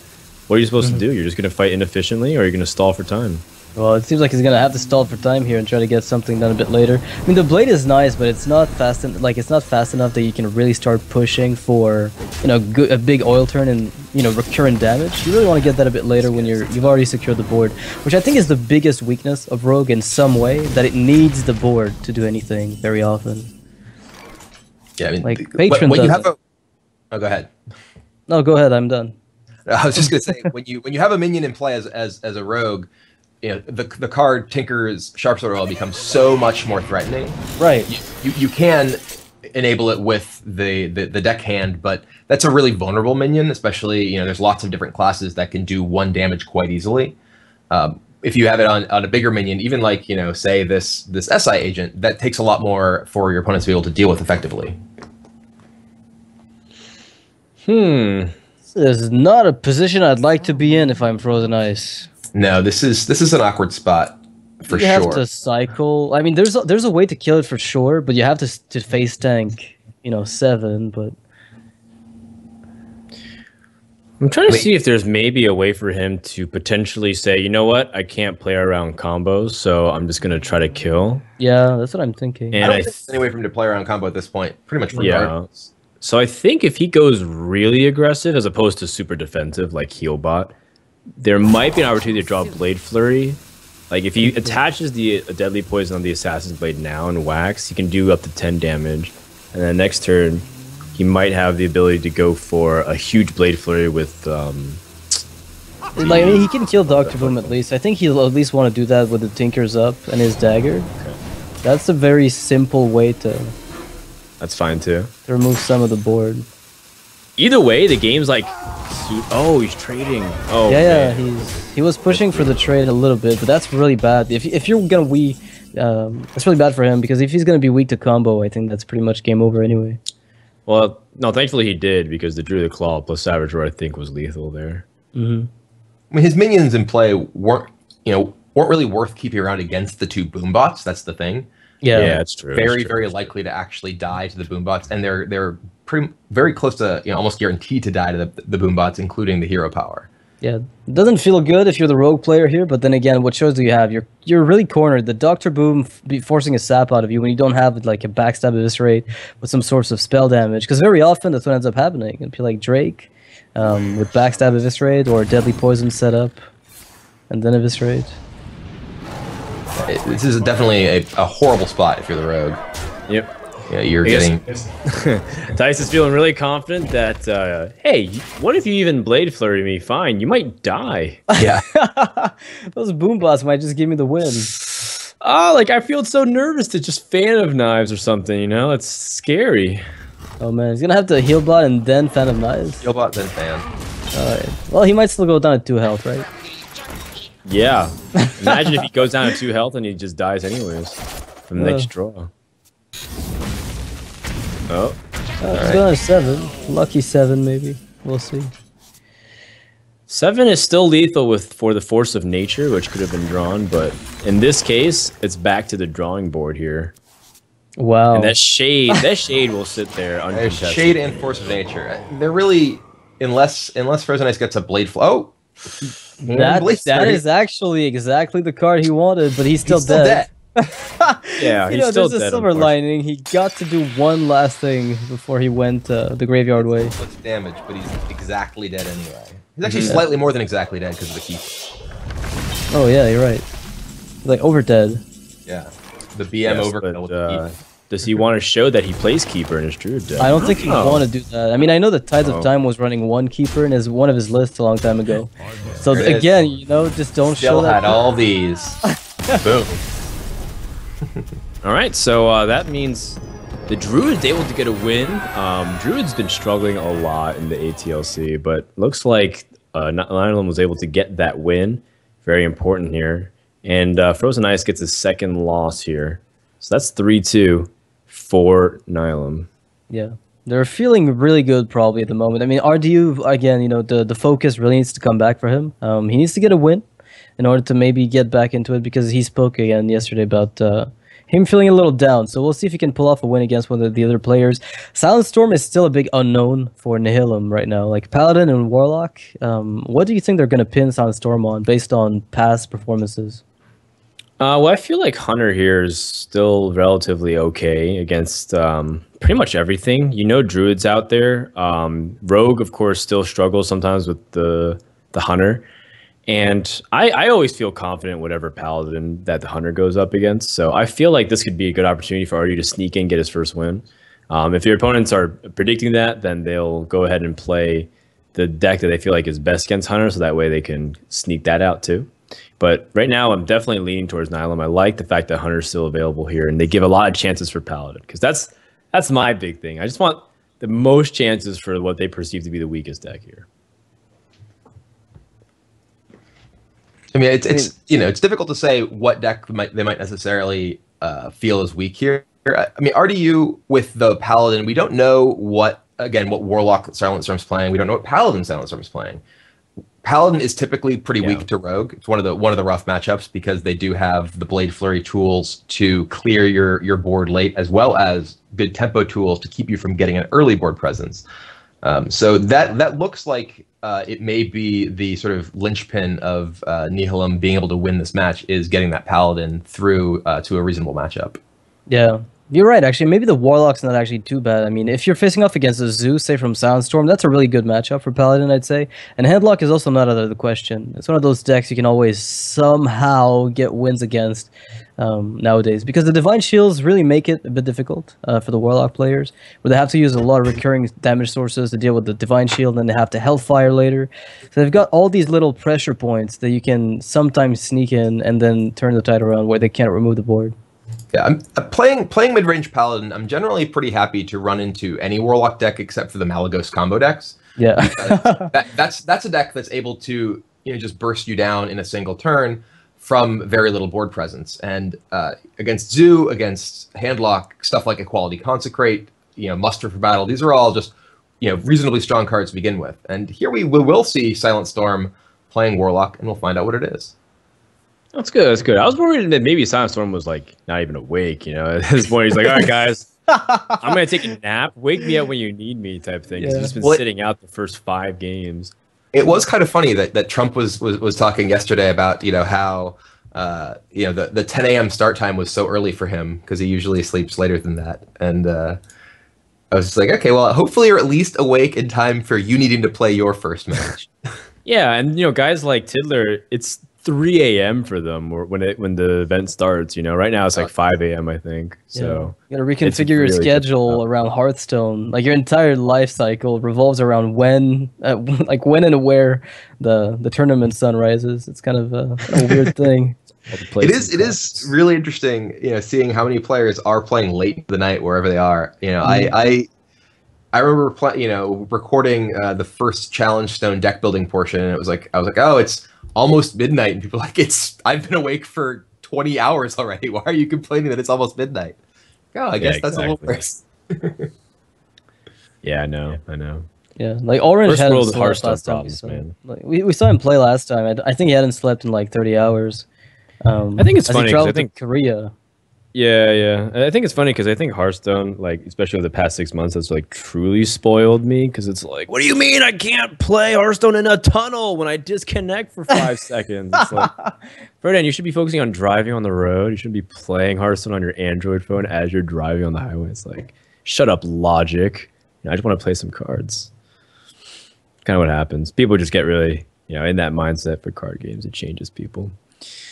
Here we go into game number 6. We have Rogue versus the Warlock, and we don't know exactly what type of Warlock. Silent Storm's capable of playing all kinds of styles, from the aggressive Zoos to the Demon Locks. I haven't actually seen him play Handlock in a while, so maybe it'd be cool to see him bust that out. An old school style Mountain. So he's played it quite a bit. Oh yeah. He played a lot of Demon Lock. Silent Storm was known for innovating the first competitive version of Demon Lock that we got to see. I know Dark Wonix tried a little bit, but it was more of an OTK style. And Silent Storm was taking that and innovating even further with more board control aspects of it. Yeah, Dark Wonix played the Falcanon one. The Falcanon. Oh yeah. Oh, he did it to that. you. Oh, yes. I remember that. And then Silent Storm played the sort of Mistress of Pain version that he won the ESL championship with. Yes. Zoo deck here is like for rogues. I think this is arguably the worst of the the Warlock matchups. But with that hand, I don't think it's undoable. This hand looks quite good. Yeah. Substantial. The thing is, you often dump cards. So and Warlock's gotten so good at fighting back on board with things like Implosion, and if you don't have the AoE, then you just start fighting at a big card deficit. But he even has ways to refill that too with like prep sprint. So this is great for Tice. Yeah, I mean, as far as cards you're looking for against minion heavy decks, having both Backstab and SI and the coin to start the game is pretty much as much as you can ask for. But Silent Storm just drew Mal'Ganis, so yeah, that's gonna be rough. Yeah, this is gonna be really tough to come back from. Is a tough card to beat. Actually, he has Sap, so he'll be good against Mal'Ganis. Yeah, but then he still has to kill it, right? Again, that's the big problem. It's killing Mal'Ganis once it comes out of Bane of Doom and finishes off one of your minions. Is it like ever something that's not Mal'Ganis or Blood Imp / like a 1-drop? I always feel like where's like Felguard and Dread Infernal? Yeah, and, where are those guys? Felguard actually comes out against me quite a bit. Okay, I've never seen it. Almost never. Guard too. Yeah. I guess I just ignore it. I really feel like it's legendary or just bust. I mean, it's the sort of card that people remember when the huge, crazy, swingy things happen, and they sort of are like, oh, that's what happens all the time. It's like, that's not quite true. But the guy got, one day though, the first day I started playing Bane of Doom post-patch, my first 3 hits were 3 Mal'Ganises followed by 2 Illidan's and a Jiraxis. Like those first hits were glorious, but I can't say I've had like as good luck since. You've been playing the lottery, Noxious. Yeah, I don't know what I was doing that day. Yeah, what a waste of my time. All right, I feel like you're in a comfortable enough spot to prep sprint here. Even though you do generally want to fight back for the board, it's like you've seen that the deck slowed down a little bit, and you do have a Drake backstab. How often do you get a chance to sprint against Zoo too? Like normally they're pressuring you too much, so I'm liking it here. I mean, it does seem like establishing, getting to dig further into your deck. Ooh, he's going. I'm not sure about that. I'm not sure about the sprint. Oil? It feels like, yeah. Okay. He's oiling. Yeah, he is, it seems. Okay. Oil allows him. Backstab. Look at his face. Look at Dice's face. He's like, oh. But that Bane of Doom is going to be so good. It's going to be... Even if it wasn't, though, cards like Implosion feels like it makes it a little bit weaker against. What is it? What's in the box? Oh, my God. I'm pretty sure I told. Like, I'm not even surprised. I don't know why you guys are freaking out. Sure, a casual comment about Mal'Ganis playing it cool, like it's just another day in Hearthstone. Is that what's going to happen next turn? Which is Knife Juggler Implosion with Mal'Ganis on board. Yeah, but it's gone. It's gonna he's gonna be face tanked by the rogue. Oh, it's gonna die. Oh, rest in pepperoni, Mal'Ganis. But still, 9 damage. That's quite the job. Yeah. Now, what if it hits for 4? Do we just quit Hearthstone? What happens? Well, first Mal'Ganis, and now... What? Oh my God! It's one of those games, guys. It's just one of those games. Like, this is kind of it. Yeah. You see Tice, just sort of sitting back in his chair, like, really? Is this my life right now? Did I really start playing this a long time ago to get into situations like these? To be fair, Tice in the previous game against Frozen Ice had some pretty awesome outcomes too, with how things were going with the wild growths into like Dr. Booms and the way it transpired. So he's feeling the rogue pain that he dished out last game. That's true. It all evens out at some point, but not when you're actually playing the game and feeling horrible about what's going on. Blizzard's out to get you when you're playing the game. Not a single life tap was had that day, by the way. Yeah. Oh, you're right. He hasn't actually been able to utilize the hero power. He's had 0 blowback this game. Yeah, he might get some of the flame imp though. It's gonna be dangerous. That is true. This actually might be an opportunity to tap too if he wants to like sort of hedge against any type of like Fan of Knives action, but I think it should be okay just to play the flame imp here. I mean, if you're in Silent Storm spot here, what you're mostly thinking about is like, how do I lose this game? Yeah, that's really the question. How does this game go wrong for me? And I'm actually a little surprised that he played the Flame Imp for that reason, because it does feel like what he could possibly lose to here is something like a Blade Flurry. That would already kill it, yeah. Yeah, so it feels like, I mean, yes, he's presenting lethal damage even if his opponent kills one of his imps this turn. His opponent has to either trade away the SI or he's going to die. But it feels like you just have such an advantage, and if you're life tapping, the ability your chances to find something like a Doom Guard, Power Overwhelming that represent lethal anyway are really high. All right, well, he's going to try to fight back with Lotheb. Man, removing those imps one by one. Yeah, having to kill an imp with a deadly poisoned up dagger is a miserable, miserable feeling. Oh, wow. Oof. Well, he's got effective lethal if he can just let this... He keep on the good job. He hits twice. Just hits twice. It's fine. Yeah. Twice to the face. Here we go. 1. Okay, never mind. Yes, Silent Storm's not the best Zoo player in the world. Yeah. But he's alright. He's pretty good. He's okay. Seriously, this doesn't seem like Tice's game the way at all. Alright, well. I mean, I think you still just go face now and put your opponent at dead to the death rattle of Leper Gnome. Yeah. Before Hailbot Blade Flurry and then you regret everything you ever did in your life. Yeah. I suppose you could sprint just to see other cards in your deck if you're a masochist, but there's really nothing that can help him because he can't kill, right? No. What if he drew prep oil into prep blade flurry? He's already used the prep. He's already used an oil. Okay. And an oil. And a prep. And an oil. Well, the oil's right there in his hand. Yeah, I meant oil, not blade flurry when I said that. Okay. Literally, right, he used the prep. Thinking the right one. 8, 9, 15. So many oils and preps. 19. Yeah. Yep. All right, so well, 3-3. Yeah, I mean, it's kind of nice to see that this entire the entire league so far hasn't really been like there haven't been any 6-1s. Like I think the closest we got like a 6-3 and a 3-6, one way and the other for two teams. But that's the closest we got, and that's like 66% win rate, which again, it's pretty good. It's really good, but it's not necessarily indicative of like a massive discrepancy and over such a short amount of time. It'll be really maybe over the next few weeks when maybe that'll show up. But for now, it looks like every single time it's really close.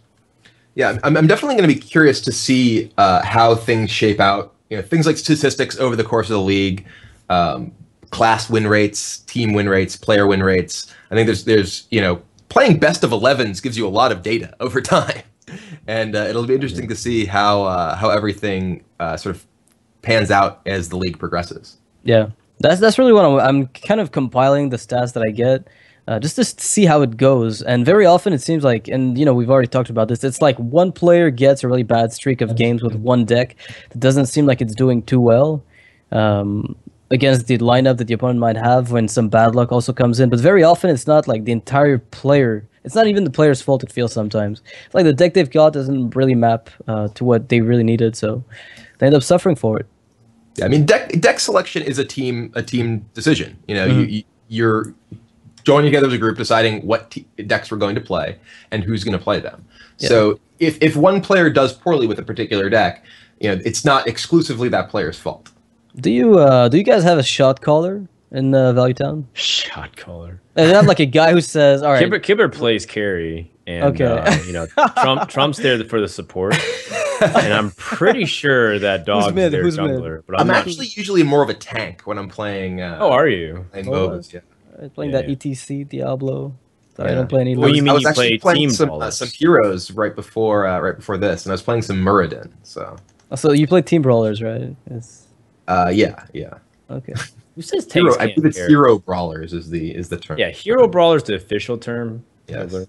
And if that's your first offense, the second will get you removed from the cast. Better believe it. It's true. What are we going with here? I'm still feeling like Hunter's a pretty good choice from Nihilum. Well, Rogue is okay too. Rogue is okay. I think Hunter got better now that Zoo's out, actually. If it's a mid-range. But Hunter's still pretty strong against Zoo, generally speaking. So we've seen every deck except for Silent Storm's Paladin and RDU's Hunter at this point. Is that correct? Yes. Yep. Did we see the Druid from Tiddler? Oh no, we haven't seen Tiddler's Druid yet. Yeah, we haven't seen his Druid yet, so that's another deck we're missing. It is much less sort of relevant as to the specific contents of a Druid deck these days. There aren't particularly different Druid decks nowadays. That's right. What's in the deck? I guess 2 Innervates, 2 Wild Growth, Shades, Expansion of Floors. I don't know. What would you put in a Druid deck? Yeah, probably like I put Meta Addict. I'd put Nozdormu in a Druid deck. Sue me. Oh, I've done that. Oh, how does it work for you? Usually I play Nozdormu and hope that my opponent ropes, because otherwise I'm going to lose that turn. I know, right? It seems like whenever I play it, I'm like, I hope you're AFK and alt tab. I was streaming with my Dragon Druid deck. I'm just like, okay, I hope this game is that I innervate out Nozdormu and my opponent went to the bathroom. Yeah, that's you gotta like wait though, because if you play at a certain tempo, like you play at a certain pace, like you both play fast, then like he has to pay attention. But if you like, warm it up a little bit, Kibler, where you're taking your time, thinking he'll alt tab, and then that's what I do. That you've got to play the meta outside the meta. It's conditioned. You're metaing the meta, man. You gotta play to the player tendencies and everything. Just playing face on your rope as much as you can to lose his attention. Right, so we finally do have Silent Storm's Paladin deck showing up here, and it is mid-range Paladin. Okay. It's a very awkward mid-range Paladin, but he's got double 4-drop, which is great. He actually has quadruple 4-drop. So yeah. He's gonna get to turn 7 with that to draw boom. He's good to go. He actually has the classic Paladin hand for 4-drops. Welcome to Arena. Just needs Consecration. Yeah. And then he's got Hammer of Wrath. Yeah. That's all you need, just the Hammer of Wrath. Blessing of Kings. Yeah. But, I mean, to be fair, True Silver is actually one of the better cards, and Pilot Shredder. All those 4-drops that he has in his hand are among the best cards against Rogue, because The true silver champions allow you to remove the early opposing minions, so your opponent can't get a tempo advantage with saps and their removal spells. And then piloted shredder is difficult for the rogue to actually keep off the board. So even though his hand is pretty glutted at the particular cost, they're among his best cards in the matchup. Okay. Yeah. True. Rogue also can usually take its time against the paladin. Also really, true. Yeah, like it's got lots of time, especially with a zombie chow out. What's the rush? There really is no rush. You know, Zombie kick on some nice luau music, get yourselves a nice mojito, Tice. And when Blessing of Kings comes up, though, the panic mode enters. That's where it kind of starts. Music speeds up a little bit. And you don't take the zombie chow as a nice friend anymore. It's true. It's true. Oh wow! All right. Oh dear. Oh my God, are you afraid of like the Harrison Jones? You might be, but is that enough of a deterrent to not just do it? It's really good ways to clear the board in the next couple turns too. Mm-hmm. Yeah, I mean, Assassin's Blade is so strong here. If your opponent doesn't have Harrison immediately, you're able to use it to kill the zombie chow, kill the shredder, and even potentially set up a huge blade flurry in a later turn. I mean, I think what Tice is really thinking about here is, okay, well, what are my other plays? Because Assassin's Blade is obviously a super strong play if his opponent doesn't have Harrison, but is very dangerous if his opponent does. And I think he's wondering if he's able to set up a play that's safer, and if it's still anywhere close to as strong. He decides to go with Lothar. This is kind of setting up to where it's a bit awkward in theory if there's no Aldor Peacekeeper for your opponent, because he's got to use 6 damage on your Lothab, and it might pop the Shredder if you opt to not go with your weapon. But in this case, it's not really going to be any problem for Soundstorm. Yeah, so, I don't particularly like the Lothab there. I mean, obviously the question is really if he is willing to expose the Assassin's Blade, but Lothab there, like, there are so many easy ways, even just on board, for Silent Storm to be able to deal with that. Well, he's still presented with the same awkward problem. Dilemma, yeah. I'd go phase here. I play Assassin's Blade, maybe just punch phase instead of Auto Barber, Tinkers, or like you go for Auto Barber, Blade Flurry, or Tinkers, Blade Flurry, pick your choice. It's so awful of a position to be in, honestly. I mean, now the Assassin's Blade, as the turns go on and there's more opposing minions in play, Assassin's Blade is also just getting worse. Yeah, because you're taking more damage every turn your opponent is able to. And he's just a wiser man than I am. A much wiser man than I am. I'm a hunter player at heart, I think. Man, I wonder if Tice is just hoping that Silent Storm will expose his Harrison just on his dagger or something at some point, which I wouldn't imagine is a likely thing that Silent Storm will do. Because I wonder if he ever plans on playing that Assassin's Blade at this point, Well, I mean, he's picked up some pretty decent cards for now. Things will start a little weird when Dr. Boom comes up. I know what you're saying, but at the same time, it's very difficult to make something like that call because Tice knows that it's very common to keep Harrison Jones in your opening hand. It's something that you really always want to keep against Rogue, so you keep your options open. Assassin's Blade. Well, now he gets to finally control the board without taking too much. Oh, wow. Okay. All right. I mean, that's kind of works. Kind of a minion. It kind of kills him. Yeah, I mean, Dr. Boom comes out here, so I guess he was hoping to maybe get that next turn, but it's fine. So this is where you top deck your second oil, then you sap Dr. Boom, you oil Auto Barber, go face 3 times, then you win. Is that it? Is that how it works? Yeah, that's how I play Hearthstone. Violence isn't the answer, Noxious, all the time. You gotta think through strategically, so that way you can skillfully hit the face and win. Yeah, I strategically click my opponent's face. I do. I strategically quick shot his face and draw another quick shot. I use my brain cells and calories in my fingers to do that. Yeah. I wonder, you know what? We should do an experiment with this. Like, how many calories does a control warrior burn per hour, or a patient warrior, compared to that of a face hunter? I really am curious to know if there's a noticeable difference to where you could evaluate somebody's playstyle preferences based on their energy expenditure. Like, that would be worthwhile study. I mean, given how much I constantly click around the screen no matter what I'm playing, I think it would actually really throw things off. I concur. I do the same. I was actually in Ireland for Magic tournament a while ago, and had one of those Fitbit tracker things that like it blinked at one point during the middle of the day and was like, "Oh, you've reached your step goal for the day." When I had done nothing but sit around like playing decks because it thought that my like hand shuffling was actually me working out. Oh man, I'm not sure about that punch to the boom. I would have sapped it almost. And gone face, and then sprinted into another sap to restart the cycle, and maybe... Then again, he's keeping sap for Tyrion, obviously, but okay. He's playing around Leon Heads and Tyrion, so that makes a lot of sense. Never mind, I'm obviously out of my head. I mean, it's always difficult to evaluate from the perspective of someone who can see, has the full information here. But, I mean, he is putting himself pretty low against just, the opposing True Silver in play right now. Yeah. I mean, Paladin doesn't have very much burst damage, but there's already 4 in play, and Tice doesn't really have a great way to clear the board against a lot of different things. But Sandstorm does go for just the lay on hands. It finds Harrison Jones. Yep. And pretty much should be able to catch at least one of the durability charges here on the weapon. But he's got his own semi-lay on hands. Not really, just forgetting the heal part. Don't forget that it's also lethal if Silent Storm picks up Consecration next turn. Yeah, that's also true. True Silver Juggler Muster might just do it. I'll be honest, it's guaranteed lethal with that, so he's got it. Oh, you're right. Because of the Silence only takes 1. Well met indeed. Team Celestial strikes back and goes up 4-3. It's been neck and neck.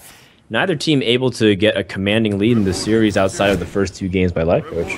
Yeah, Silent Storm's still undefeated though in his 2 weeks of play with Paladin and Warlock, and last week it was with Shaman, I think, instead of the Paladin. Yeah, Rogue is struggling a little bit here. Yeah. Kind of weird, actually. I remember RDU yesterday mentioning something about the fact that a perfectly played Rogue could never lose to a Paladin. Or something along those lines. So maybe he's gonna have a little talk with Thighs. But I think ultimately it boils down to the early game and how it panned out with the 4-drops, just really lining up perfectly. Yeah, I mean those shredders were quite good for Silent Storm. And I mean I have to really look at the turn 5 play of Lotheb versus playing the Assassin's Blade. If he did just choose to play Assassin's Blade the very next turn, like I have to wonder what his sort of reasoning there was, given how many ways Paladin has to really neutralize that Lotheb there and extend its board more. That makes the Assassin's Blade worse and worse every turn that goes on. Yeah. Well, we'd have to ask to get some information. Well, for now, Tice is benched. He's sitting there. That means ice it's cold. only RDU who can play. That's right. RDU Hunter's got to come out. Hunter and the Paladin up against Rogue and Druid. Yeah, I think I'm feeling the Hunter here. Hunters feels like it's pretty reasonable. It looks like the last resort strategy here for Nihilum would be to take out the Druid, which seems to be the unfortunate outcome for several series so far in this tournament, that people are just ganging up on the poor Druid. But that's still an out there. But Team Celestial is also closing in. Druid and Rogue are 2 decks that are capable of beating anything. Really explosive decks that have lots of good draw potential if things work out well. Yeah, it's all about getting that, the curve with the Druid. You just try to ramp up into a Shade, into a Shredder. You just hit your 3, 4, 5, and usually you can go from there and do whatever. It's a pretty tough most important thing is thing hitting to your recover 2, from. which is Wild Growth. Yeah, it's like the one card you have on that specific mana slot.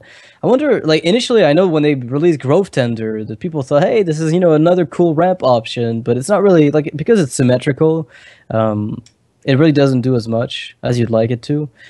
So I think Growth Tender is good in the ramp decks against aggressive decks that don't necessarily have great tools to utilize that ramp. But the problem is even aggressive decks have a lot of higher drops nowadays.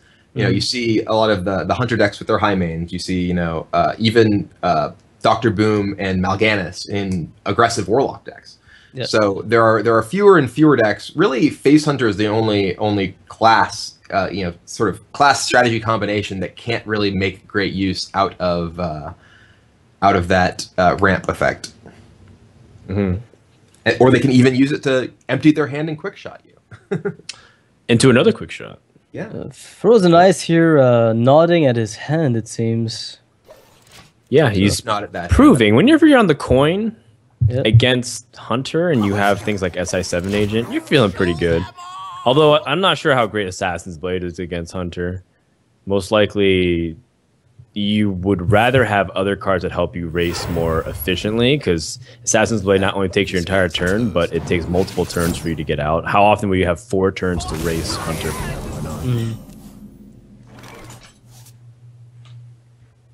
Oh wow! All right, the Leperno might change the way the turn was gonna get played.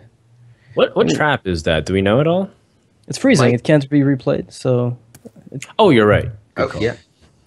So If it it's looks like freezing- RDU has the hybrid hunter deck. yeah, you know the deck with like all the face hunter cards and 4 to Jaime. 5 non-hunter cards. Yeah, I mean, Well, it pretty much is high main, right? it's Then- High Main, Lotheb, and Shredder are the sort of higher end cards. Yes. Well, and Freezing Trap is a little unique too, considering that you try to optimize damage per card in Face Hunter versus Freezing Trap is more of a tempo play. Freezing it's Trap kind of allows you to playing, protect your minions from Mhm. opposing mostly. reminds me of what you mentioned about recurring damage, right? When hybrid and mid range become, they start playing bulkier minions. The point is to get the recurring damage in, and that's kind of what hybrid aims to do with the freezing traps. Oh yeah, exactly. You're looking to protect your minions from opposing stuff. I think that the mad scientists are particularly good in hybrid hunter because they are able to get a freezing trap, which is able to protect your early minions, which you're able to get early damage in from things like Leper Gnome or whatever else very effectively, which is quite important for a lot of your matchups. Yeah, absolutely. Well, here he's got a couple of options. One thing that you do have to consider is that you have a lot of weapon charges to be able to push out. And the flexibility about Hybrid Hunter is being able to be aggressive against decks that are slower than you, like much more aggressive, but also to slightly be defensive against also really aggressive decks too. And against Rogue, you're trying to be really aggressive. Yes. So I think I really like distributing out. I know some players might be thinking about, well, how do I set up hero powers over the next couple of turns? But there's really no smooth way to do that. Oh, that's quite nice here That's for a very- RDU. It's a very Ooh, Hufford. Aw. Still the worst of them, but then again, Frozen Ice can't kill it. Kill the Leok? Yeah, well, he he's, can if he's willing. Oh, he doesn't actually have the Yeah, he's combo. got his hand is really expensive here. yeah, it's like the top end of a rogue hand. He could use that. What's that one card? The That prep. adventure where like all your cards cost 4 less. That card I liked a lot. That was awesome. Oh The wow. Blackrock Second Mountain sprint. Adventure. The last remember- card you want to see there. Yeah. Yeah. Actually, this is a really good outcome for RDU. If he gives it if Frozen Ice attacks, he gives his opponent an extra charge. If it's Snake Trap, he also risks triggering snakes by attacking into Leok. So he's probably just gonna pass. Mhm. And this is where things become scary. So you're in this interesting dilemma where you want to dump your hand so that quick shot can be more relevant to get its synergy, but you also want to see if you can balance the point of getting that extra charge on the bow. But then the longer you wait to attack the bow, do you actually have that many turns to get bow or weapon synergy in Yeah. attacks? It's like What- all these questions of how much you can calculate damage over the next couple turns. I kind of Yeah. like popping the Shredder, but You said popping the Shredder? yeah, because if you actually empty your entire hand, you can play Glivzuka to buff. Missed face, man. Missed face. So you just replay the weapon That's full Yeah, face with I- everything. All right, Listen. well, Face is the only real thing you have to attack here because you have a lot of weapon charges and you have quick shot. Yeah, I mean, you have your Glaivezuka here. Like, you can't. I don't think you can afford to try and play a long game against an opponent who has so many cards in their hand. so you're forcing Freezing Trap to be less efficient than you'd like it to be, but it's still gonna work out. Well, I mean, like, It's if you, okay. the thing is, if you pop, I mean, if you pop that, you can maybe use Quick Shot to get rid of it. Yeah, That's you're just, right. you're using so much of your damage on your opposing minion. Yes, yes. And And what your you're opponent's also getting to a point where they can very easily use removal to kill your guys, so you're not necessarily protecting them. Yep. That's what I get for playing Priest. 100%. Well, now a preparation does open up some options here for Frozen Ice. The question becomes, though, it's beyond just stabilization point. It's, can you convert things like your hand into a win? What are some of the key cards that you need to pick up here? And I think he needs to pick up some heal eventually. He's going to use this Eviscerate to try to stabilize, but he's going to be looking for his heal bots, his Farseers. The second prep was actually a pretty nice pickup. Being able to potentially enable bigger plays in these next few turns. He's gonna lose a card. Oh no. What if it's the heal bot? But he needed to do damage. Losing the heal bot would have really been travesty. Oh god. Oh my That goodness. is a gross draw. Okay, into a second quick shot, and we're lethal. Oh, that's close enough. Close. Do you just probably play it because you can? There's no reason to play it here because you can just hero power, I think. Yeah. Well, I guess Let's just say no. Yeah. You play it, I think, just because you can. Well, It's what gonna put does another body playing on the versus board, not right? playing it entail? Like, if you play it, you're losing that possible damage if you draw another charge minion next turn. Because if he draws a Wolf Rider next turn or another Arcane Golem next turn, he wants to have a Abusive Sergeant to go with that because it represents more damage. Okay, I was thinking like it would still be played on the creeper, and then he punches face, and I mean ultimately it's all about the heal bot. He still has to get a heal bot no matter what, and then also wipe your board. Oh yeah, I mean, And there's like zero difference almost. I think it's time for a Vitality Totem to show up, guys. Yeah, that Shredder is gonna have to be MVP. It's time to do it. You Vitality can still prep Totem. sprint into that heal bot, right? It's still doable. Like it's not over, but Well, I mean, Funny thing is, Vitality Totem doesn't even actually save him because there's still damage in the hand. You can't get rid of this Haunted Creeper without sap. And it's like you said, it's like what Kibler said. The Abusive Sergeant gives him more options for chargers or minions that stick. Also, it complicates things because Frozen's like, well, he has one card in hand. What can it be? he still can't. I lied actually. He's still off mana for the heal bot, so you'd have to find a way to draw. He's play Farseer maybe. Yeah, that's like the one card that might do it. Right, Hunter does it. Pressures the Rogue out of the game. Yeah, RD with his win must be feeling pretty happy about that. tied that back was a up sigh of 4-4. And also an interesting trend is that Tice and Frozen Ice both have lost 3 games so far today, and it seems specifically like the Rogues are struggling. Both these guys are not able to get the wins with the Rogues. Tice did end up losing with Druid, but the point is being that it seems like Rogue not being able to exit out early and might come down to who can get the Rogue wins. Well, there's a Druid left on Celestial side, right? So that's already something that's a bit maybe more difficult to pull off. We've seen Druid struggle a little bit recently, so maybe Tiller is going to be the crucible for the entire Celestial team. Because against Paladin, Druid, it's like a toss. I guess it's like a coin toss very often. So RD could get it. I'm anticipating Rogue coming out once again for Frozen Ice. So that way he can try and get the win before like anything else. It's going to disincentivize Tice from from switching out to Paladin here, and it might be Rogue versus Rogue here. Yeah, I think that's the most sensible approach, like to Nash it. Man, I think the worst matchup here is the Paladin versus Rogue. That's the matchup that RDU really wants to dodge. Mm-hmm. So this is really where it comes down to okay, well, our Rogue is best against both the opposing decks, but we kind of don't want our Rogue to beat the opposing Druid and our Paladin to have no good matchups left. I think that's like one thing that you might want to need to be thinking about here. Is your Paladin needs to find a win. Whether it finds a win this round or next round isn't necessarily relevant. But if it has such a worse matchup against the Rogue, it's possible that you want to play your Rogue first, so you don't have the possibility of your opponent's Druid being eliminated. Yeah. By beating your Rogue. Yeah, that's true. Then you might. There's all sorts of weird layers of these things. Sometimes it's just let's roll a dice so they can't outthink us.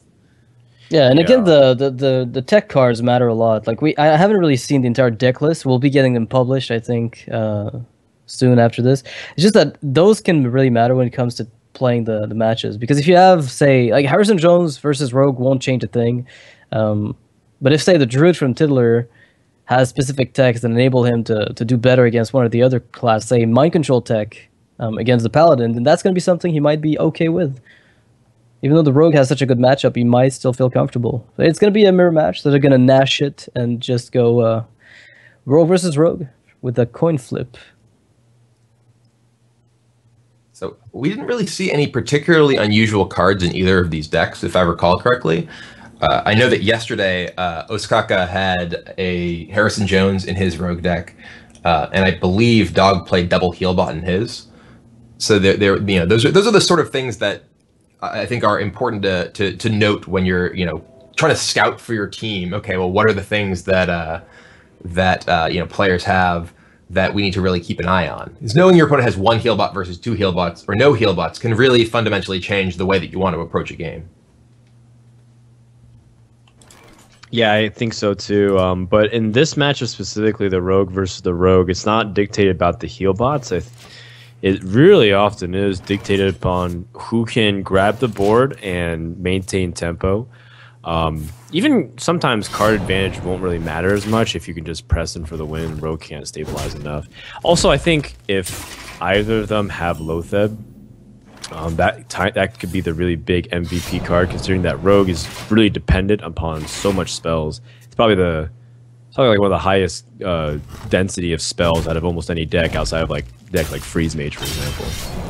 I mean, I think Lotheb was originally basically printed to deal with Rogue combo decks when they were out of control with Miracle. Yeah, that was a bit... actually, it's kind of funny because when they made Lotheb and then nerfed Gadgetzan, it was like a double-pronged nerf to the deck. And then for a long time, people thought, hey, we'll never see this archetype ever come back. Which, the archetype hasn't come back, but we found another way to play an aggro control, Rogue deck. I think that's really interesting. Yeah, and even to be fair, the last iteration of Miracle wasn't truly a Miracle. It was more like tempo, yeah. Yeah, it was more like just like a combo deck, and that's kind of what it was, because before in the past it was truly Miracle, or you'd need to rely on everything with like the Aura, because you played Acolytes, not Farseers, and yeah, you just drew as much as you could, and then it became more of a. I play Violet Teachers, and I play Farseers, and I play all sorts of little tempo cards to give me the edge. And that's why so many people called for Preparation to be chopped on the block, right? Because Preparation was enabling all these amazing tempo plays and card draw at the same time with Gadgetzan Auctioneer. And then, people eventually realized, like, okay, well, card draw really generates a lot of that fuel, so that way it's relevant. Yeah. And Sprint wasn't played, so it's good to see that at least we got a new card engine that was around but never saw any play. All right, back to the game, though. The Azure Drake backstab attack was pretty cool, and I think the same might happen on the other side. I'm going to see exactly the same thing come out. The true mirror match. Yeah. Yeah, one person did get to sprint, though, and the other one didn't. And that might start favoring Frozen Ice if he can start commandingly grab tempo.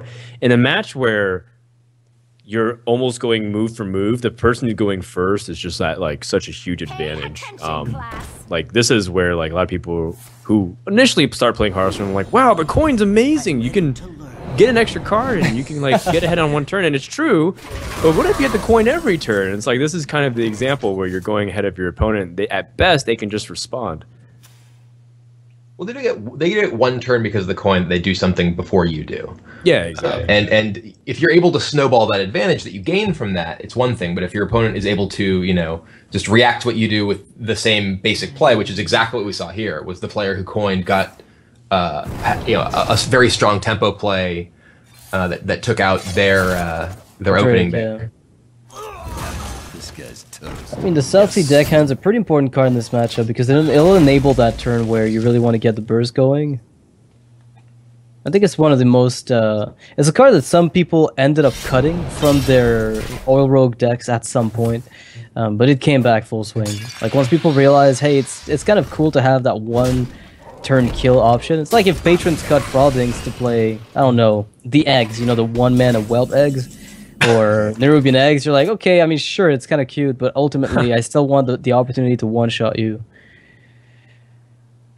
I mean, it adds a totally different dimension to what the deck is capable of doing, and forces your opponent to play around it. And if your opponent knows that you don't have it, they can make very, very different plays than if they even fear you do. And we're seeing right here one of the reasons that that the Shredder is so strong from any deck against Rogue. Here it is in the Rogue Mirror, where it's like, okay, well, I don't really have any clean way to ensure that I'm getting this off the board. Can he race at all, do you think? I was gonna say, if he plays Eviscerate on the Shredder, he's thinking to himself, well, I need a prep sprint to catch up if I do that, because then my damage output will be way too low to really pressure. And that would be done with Antique Healbot. So it's either he's gonna play, slower game and give his opponent the opportunity to respond again, or he's just gonna push for the damage and race, which I think might be just the correct approach. I like that. I mean, he has so much damage in hand with the South Sea double Eviscerate and the oil. But here is Loatheb, which makes the racing situation, the math changes a little bit. Yeah, it changes significantly considering that he can load the board and push from this point on. It's really scary. Yeah, there's no Tinkers, but he doesn't need it, and he's got the heal bot in case Thijs goes all in. But the Blade Flurry is still, a pretty good card for Thijs. He's just going to be taking a ton of damage before he can really do anything with it. Oh, man. Yeah, that hurts. Hold on. Oh? I think if he equips his Deadly Poison, his opponent can't kill him. Oh, he's heal bot. Never mind. Yeah. Oh, man. I was thinking, if he equipped Deadly Poison here, and then went for the full combo next turn, I think he could just kill his opponent straight up. Well, let's assume from 26. What have you got? You got... Well, he's going to have 12 damage from the Deadly Poison and the Blade Flurry on the oil, and then he'll have 5 from the deckhand. So that's 17 plus an Eviscerate would be 21. He can't fit in the second Eviscerate. Yeah, that's the problem. He's a tiny bit of mana short. If he picks up a prep next turn, that'd be Right. But that's assuming he equips Deadly Poison. Yeah, right. And Frozen Ice doesn't play heal bot. He plays second sprint because he's greedy. Yeah, that's a big assumption. You still have to set up the dagger though, because you know you're gonna have to Blade Flurry anyway. So you still are forced to play this dagger. Yes, but oh man, if Frozen Ice auto calls the sprint, which I can't imagine he wants to, considering that he understands that his opponent is holding a lot of spells right now and chose to equip Deadly Poison. It's almost also a tell. Big tell. Well, Thijs also didn't attack a minion. If Thijs was to play a slower game, he potentially would attack a minion here, and Frozen Ice has to be afraid of, okay, well, what are the implications of that? Yes, exactly. Very good point. So with that in mind, even though Frozen Ice won't be mana efficient, dropping the heal bot. Oh my goodness! Thijs is relieved here. Wow, and yeah. This is Thijs just staring at a win that he thought he wasn't gonna get. He just literally grabbed his head and rubbed his hands all over his face like this is redemption. Frozen Ice is gonna... I'm surprised Frozen Ice did this, knowing that if there was a Shredder or even a Loatheb in Thijs' hand, he would have come down last turn. Yeah, I mean, he knew that his hand is literally just all spells, basically. Yeah, so. His opponent needs to have precisely these 4 cards for exact mana. This has to happen exactly. Yeah, you're right. So you can't blame Frozen Ice. I don't think anything out of the Shredder can come. He could even just have Eviscerate, not Blade Flurry here. Yeah, it doesn't need Blade Flurry really at this point, but... True. That's actually a good point as well. Same thing. So the combinations open up a little bit, or rather the permutations, I guess, if you want to look at it that way. The game that Thijs got here was not one that most of the time maybe he feels like he would have gotten. If you're shown Frozen Ice's hand as Thijs, you think to yourself, there's no way I'm not playing this heal bot, but... Okay. Man, well played. That was, that was definitely... Thijs saw his way to win the game, which was to try to set up, lethal on the following turn if his opponent couldn't heal. And Frozen Ice didn't respect that. He didn't play around it, and Thijs ended up pulling it out. All right, so that gives Nihilum the best chance to win here from their point of view. The Paladin gets 2 chances. I imagine Frozen Ice would have to. Oh wait, is he benched actually? Did he lose with his rogue last time? Yeah, he lost rogue against Hunter from RDU. Yeah, so actually he's benched now. So actually. Tiddler's forced to bring out Druid, isn't he? And Paladin versus Druid is pretty much the matchup RDU wanted to get, as opposed to getting the rogue. Well, at this point he has to play against both of them. So Yeah, but I Paladin. believe game score counts for tiebreakers eventually. So it is good that he's getting a better matchup immediately. But as far as winning this actual match, he needs to take down both the Druid and the Rogue. So Does he? or rather, no. Sorry. I had that messed up the other way. I was thinking the other way. That they, Okay. Never Yeah, mind. so, it's all right. It's all right, Kibler. We'll get to it. So basically, Paladin wins against either of these, would secure the match. But because Frozen Ice is actually benched, then the Druid has to come out from Tiddler, and I don't know if that's what he wants to see. Yeah, I don't know if that's what he wants to see either, but they have to do this eventually. The score does matter though, so if they could pick the order that they would send the decks out, it most likely would be Rogue first, then the Druid, so that way they can optimize the score to be 6-5 if it's not in their favor, and they have their tiebreaker score as high as possible. So this is where the bench will once again be influential, and you never know, because as we mentioned at the very beginning of the show, and for anybody who is unfamiliar with the league, the tie-breaking score will determine placings, which ultimately set for the playoffs, because this is a league for $250,000. It's a lot on the line. Yeah, I mean, in some leagues where the game score might not necessarily matter, or players are playing for a bit less, they might be like, oh well, I'm just going to play whatever, just try and get it over with. I have to win with both anyway, from the perspective of Team Celestial. But here, you definitely want to maximize your chances of getting every tiebreaker point you can. Yeah, well, unfortunately, the rules will kind of prevent that from happening. Well, with the bench, so RDU might, he might be feeling a bit more confident, after that Hunter win that he picked up, and knowing that this is the match. Like RDU is the reason that this match is going to be sealed. So no pressure, RDU. He's not exactly doing the worst here. Tice ended up having some struggles with losing a few games, but he got through it. And RDU's only been 1-1 today, so you can't really just peg whether or not he's the win or loss reason. He'd be splitting the games with Tice if he drops 2 in a row here. Frozen Ice, on the other hand, he's been struggling. Tiddler, as the team captain, needs to pony up and get an important win. Wild Growth is an excellent start for it, and he still has an Innervate to back it up.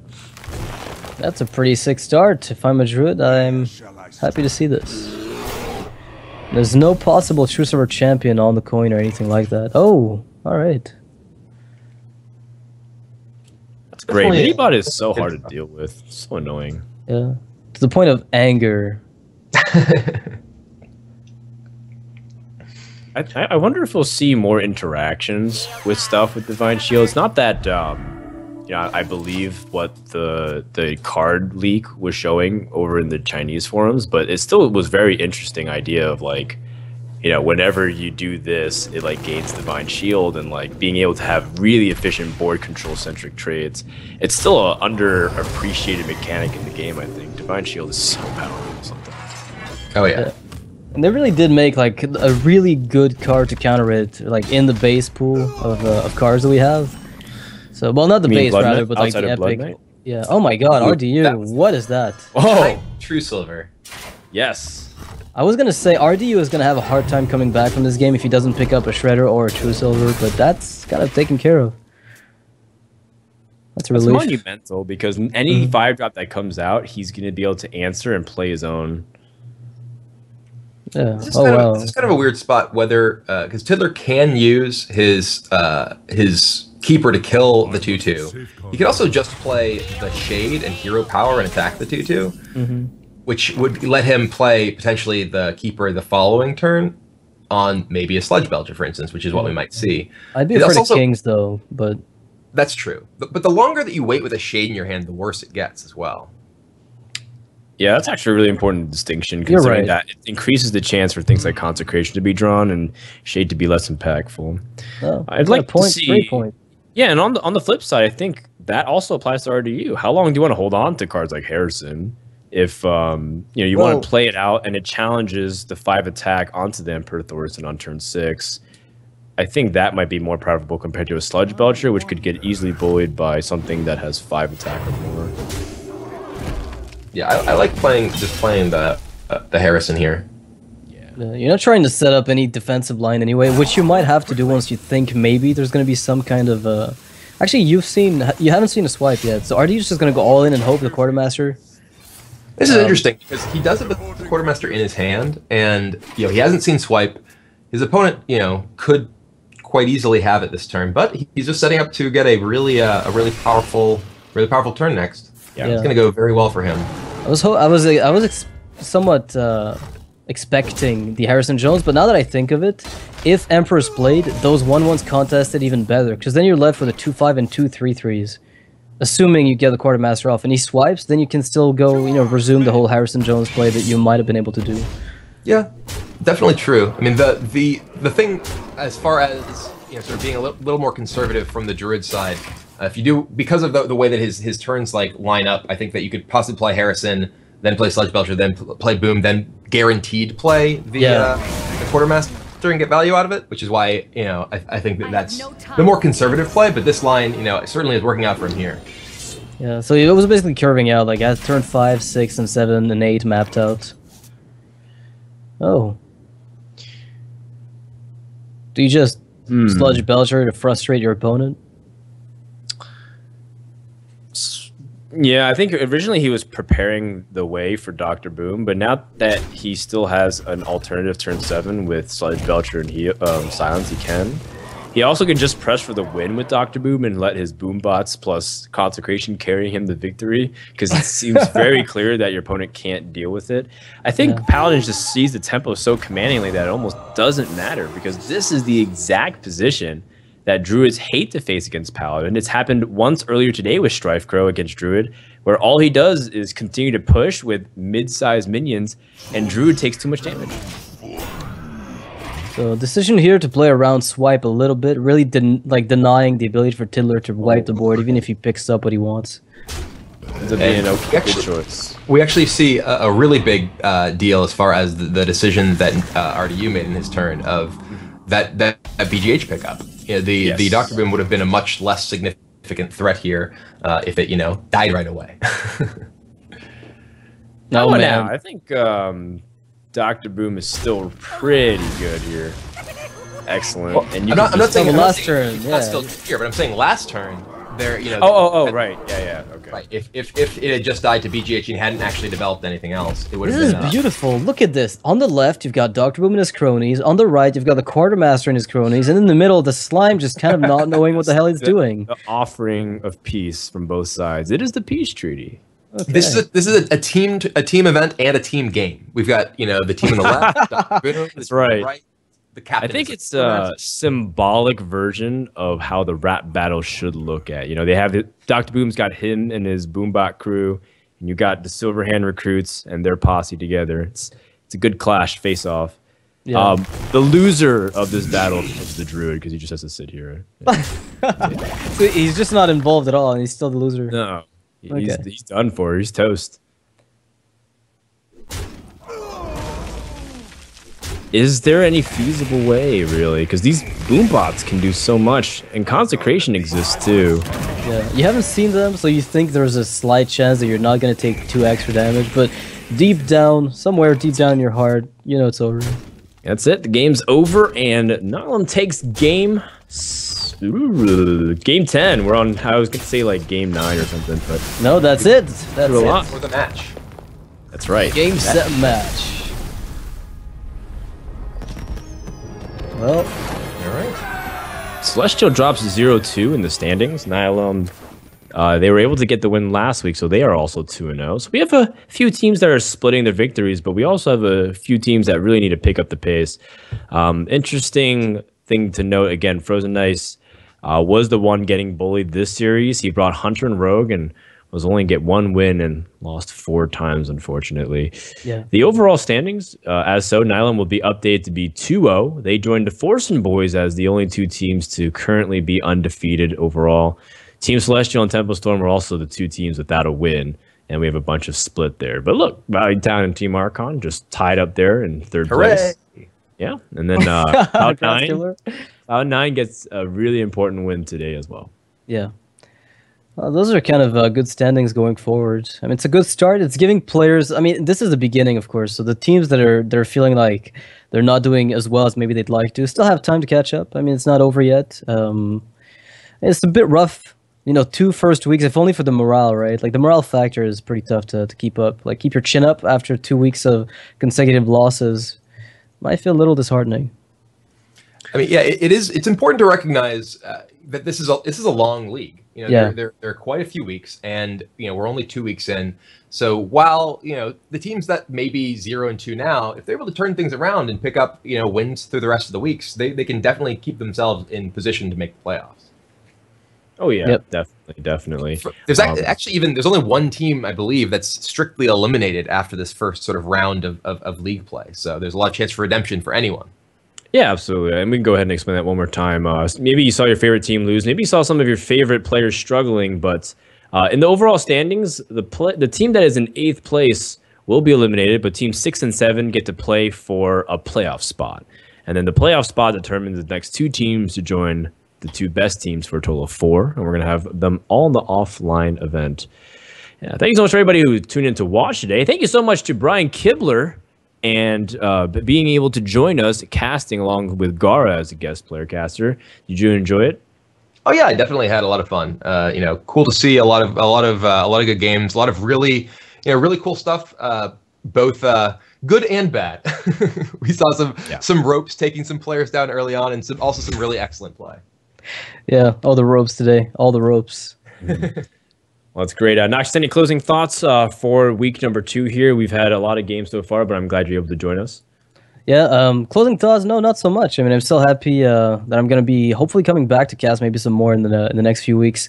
And I really hope we get to witness funky decks arising as a result of, having so much space for people to experiment with. Since there's so many weeks, maybe people will be willing to bring something unexpected, maybe see a bit of a twist on druid decks, because they're starting to feel a bit stale, but we'll see. I'll see what I can do for you. All right. Do it. Dragon Druid confirmed for next week. Speaking of which, guys, make sure to tune in next week. We started once again on Wednesday at 10 a.m. Pacific here on Amaz's channel. We want to give also a shout out to some of the people that make this possible. Alpha Draft is giving you an opportunity to do fantasy Hearthstone based off of the ATLC performance. So just go to alphadraft.com. They have a lot of money in prize, over 300 grand. So you can check that out again at alphadraft.com. Also, if you're curious about deck lists, Archon will post it on their team website. If you want to check out everything about the league as a whole, you can go to teamarchon.com/league. And with that, week 2 has concluded, but we're just getting to the good part. Thank you so much, everybody who watched this week. We'll see you guys next time for more Archon Team League Championships. Have a good night. Goodbye.